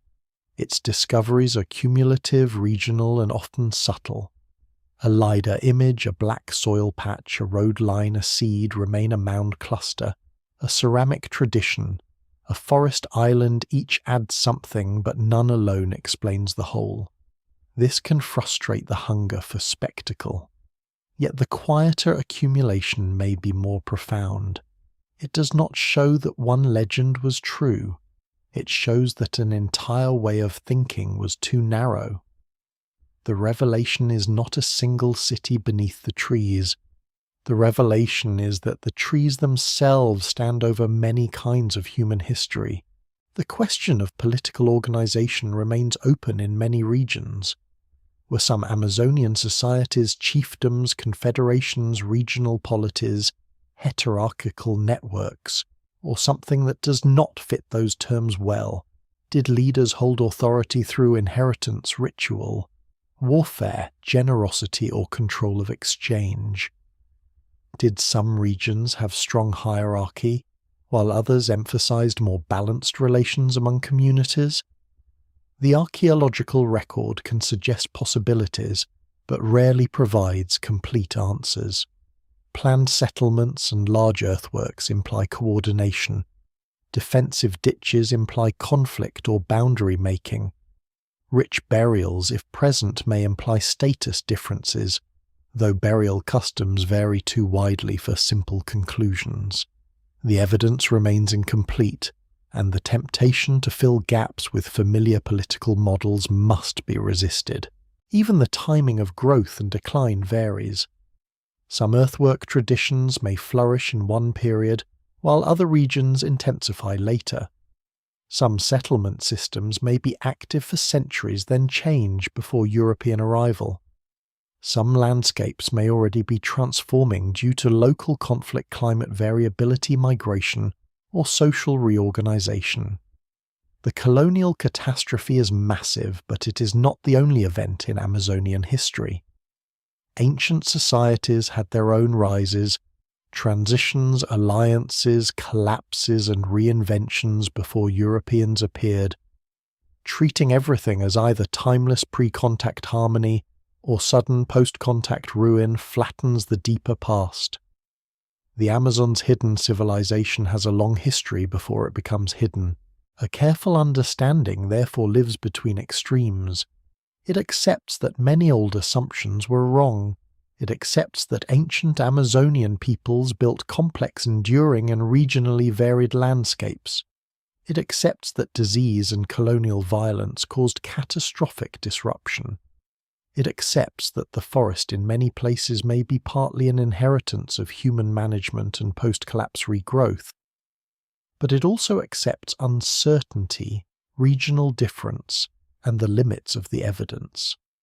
This balance is less dramatic than declaring an empire under the jungle, but it is stronger. It allows the Amazon to be mysterious without becoming fantasy. The mystery that remains is not whether people lived deeply in the Amazon. They did. It is how many forms their societies took, how their networks changed over time, how much of the forest still carries their influence, and how living indigenous histories connect with the buried record. It is the mystery of meanings that survive only as shapes. A circle in acre can be measured but not fully translated. A Xingu road can be mapped, but the ceremonies of movement along it are harder to recover. A Mojos canal can be traced, but the voices of those who maintained it are gone. Terra Preta can be analysed in a laboratory, but the meals, jokes, grief and obligations that made it are only faintly imaginable. That is why the debates matter. They keep the past alive as an inquiry rather than a slogan. They protect against the arrogance of old dismissals and the excitement of new exaggerations. The Amazon does not need to be empty to be wild, and it does not need to be turned into a lost empire to be civilized. Its ancient peoples deserve something more difficult and more respectful to be understood on their own terms through the landscapes they made, the evidence they left the descendants who remain, and the uncertainties that cannot yet be resolved. By the end of these debates, the outline of the buried world is clearer but not complete. It is a civilization of rivers and gardens, plazas and dark earth wetlands, and road circles and forest islands, daily labour and sudden catastrophe. It is many societies rather than one, many experiments in living rather than one political map. Its greatest challenge to modern thought may be this: complexity does not always look like stone, and absence is not always absence. Sometimes the most important ruins are fertile soil, a line under trees, a grove that should not be so rich in useful plants, or a forest that grew back over a wound so beautifully that later observers forgot to ask what had been there before. The civilization beneath the Amazon does not end where the earthworks disappear into shadow. It does not end with the silting of canals, the closing of roads, the fading of plazas, or the black soil sleeping under roots. If the story were only about ruins, it would be easier to tell and less truthful. The ancient Amazonian world survives unevenly, painfully and powerfully in living peoples, in languages still spoken in plant knowledge, still practiced in river routes, still understood in gardens still tended, and in political struggles still unfolding across the basin. Much was broken, much was buried, much was misread.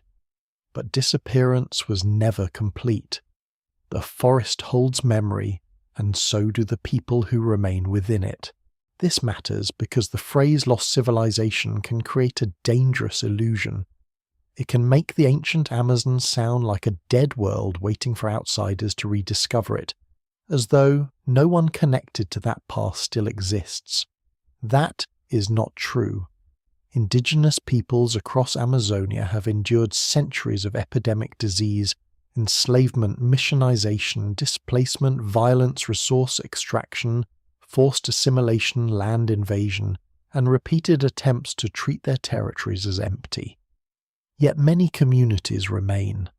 They continue to defend land, restore memory, practice ceremonies, manage forests, fish, rivers, plant gardens, speak ancestral languages, and adapt to modern pressures without surrendering the depth of their histories. They are not living fossils, and they are not simple copies of ancient societies. They are contemporary peoples with ancient roots carrying continuity through change.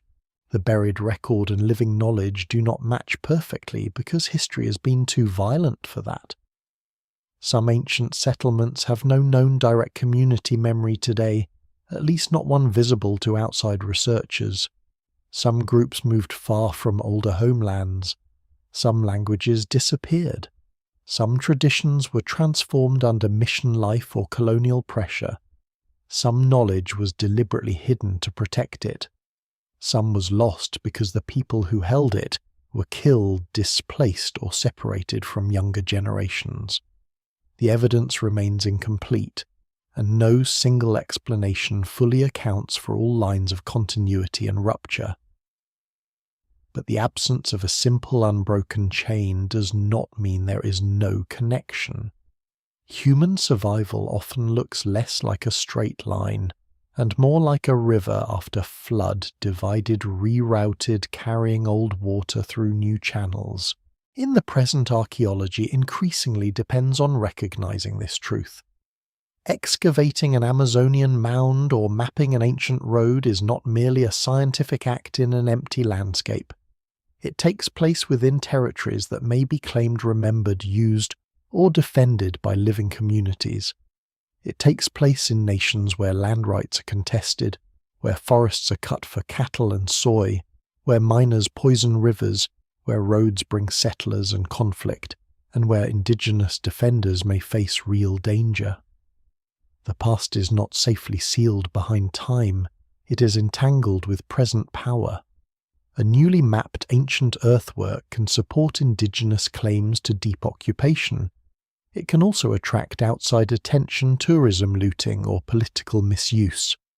Knowledge must be handled with care because the ground is not neutral.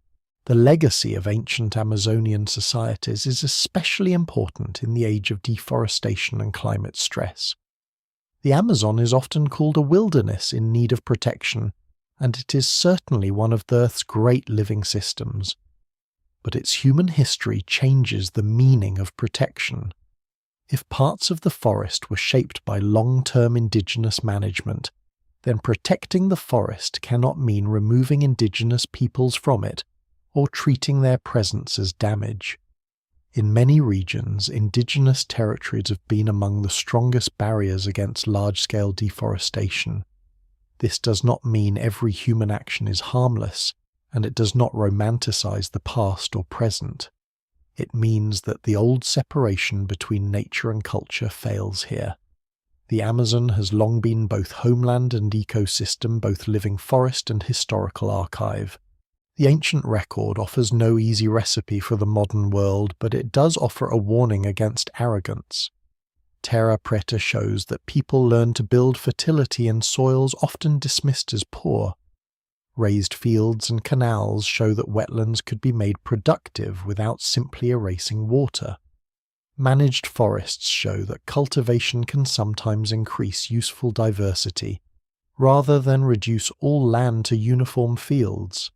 Settlement networks show that complexity can be organized in forms less destructive than dense extraction. These achievements were not perfect, universal, or immune to failure. Scholars still debate their scale and meaning, but they prove that human beings once found ways to live in parts of the Amazon with patience, adaptation, and deep attention to local conditions. Modern industrial destruction, by contrast, often moves too fast to learn anything from the land it consumes. There is also a deeper intellectual legacy. The Amazon forces history to become more humble. For generations, outsiders often looked for civilization in the wrong materials. They trusted stone more than soil monuments, more than gardens, writing more than memory cities, more than networks, conquest more than stewardship. The forest quietly preserved evidence that those expectations were too narrow. A civilization can build in earth and still be complex. It can manage trees instead of cutting all of them down. It can create fertility through waste charcoal and thyme. It can organize space around plazas without carving royal inscriptions. It can leave behind patterns so subtle that a later world mistakes them for nature. The Amazon does not simply add another chapter to world history. It changes the criteria by which history recognizes human achievement. The consequences of misunderstanding remain visible. When a landscape is imagined as empty, it becomes easier to take. When people are imagined as having no deep past, their land claims are easier to dismiss. When forests are imagined as untouched only when humans are absent, indigenous management is ignored or criminalized. When ancient societies are reduced to myths of lost cities, living descendants become invisible beside the fantasy. A more accurate history resists these erasures. It shows that the Amazon was occupied, shaped, remembered, and defended long before modern borders crossed it. It shows that the people of the basin were not marginal to civilization. They developed their own forms of it. The present-day threats make this recognition urgent. Deforestation can erase archaeological sites before they are studied. Fire can damage soils, earthworks, and old forest compositions. Mining can poison waterways that have been human corridors for thousands of years. Roads can cut through indigenous territories and expose remote areas to land grabbing. Climate change can intensify drought, alter rainfall, and increase fire risk, placing both living communities and ancient landscapes under pressure. The buried civilization beneath the Amazon is not simply waiting under leaves. It is being damaged now in ways that may make future understanding impossible. Every lost site narrows the story. Every destroyed dark earth deposit, flattened mound, or burned old grove removes a page from an archive that was already torn. Yet the story is not only grief, it is also resilience. Across the basin, indigenous communities, archaeologists, ecologists, linguists, local residents, and land defenders are building new ways to understand the Amazon's past and protect its future.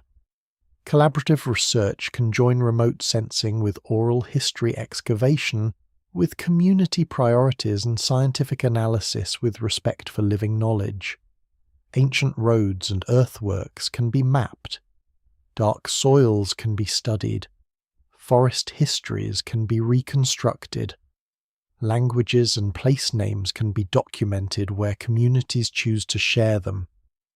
These efforts cannot undo the catastrophe of the past, but they can prevent a second erasure, the erasure that happens when silence is mistaken for emptiness. By now, the hidden world beneath the Amazon has become visible in fragments: a circle in Acre, a raised field in Mojos, a plaza in the Xingu, a dark soil patch near a river, a pottery shard in a garden, a grove of useful trees where old hands may once have planted. Each fragment is small compared with the forest. Together they alter the whole landscape. The Amazon is no longer only a natural wonder, though it remains that. It is also a library without shelves, a city without stone walls, a cemetery without many markers, a garden whose gardeners were nearly erased, a living archive written in roots and water. Its past is not easy to read, but it is no longer invisible.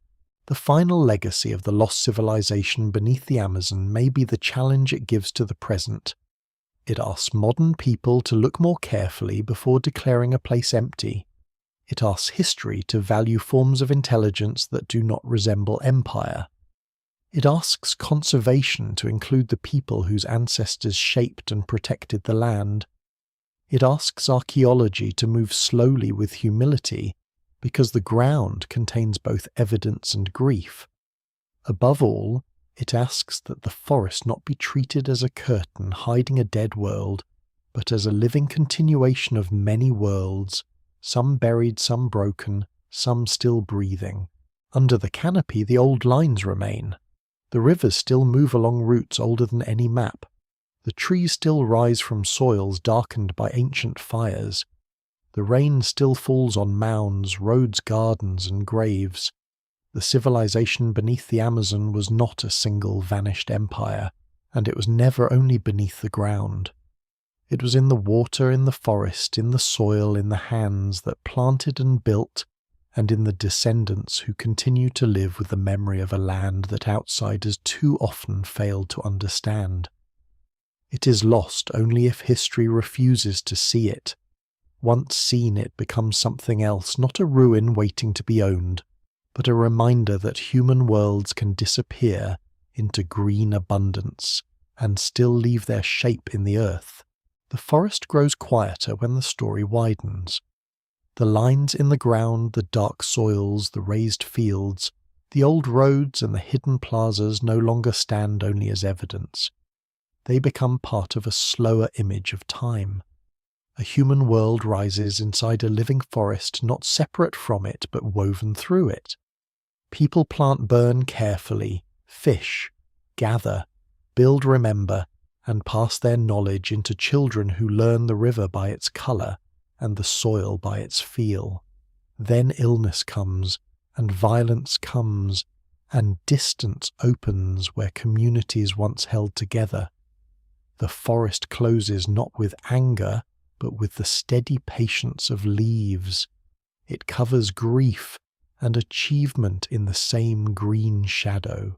Long after the fires fade, the ground keeps what it can. Charcoal remains, pottery remains, a mound keeps its slight rise above the flood. A canal holds a softer line through wetland grass. A grove fruits in a place where someone once chose what should grow. These traces are not loud. They do not ask to be worshipped. They ask only to be noticed carefully without turning them into fantasy and without reducing them to silence. The Amazon's ancient past is powerful because it is both hidden and near, both damaged and alive, both archaeological and human. Civilizations often seem permanent while they're being lived. Roads feel as though they will always be walked. Gardens feel as though someone will always return. Ceremonies feel as though the next generation will know the same movements. Yet every society depends on fragile continuities: memory, health, trust, land language, water, and time. When those threads are broken, even a world as vast as the Amazon can appear to vanish. But disappearance is rarely complete. Something remains beneath the next season's growth. Something remains in the people who continue. Something remains in the altered earth. So the last image is not a ruined city under a spotlight. It is softer than that. Rain falls through the canopy onto black soil made by ancient fires. A river bends past a bank where people once launched canoes. Trees stand over an old plaza, their roots entering the place where voices gathered. The forest breathes, and beneath it the past breathes more slowly, not gone, not fully recovered, but still present in the darkness below the leaves.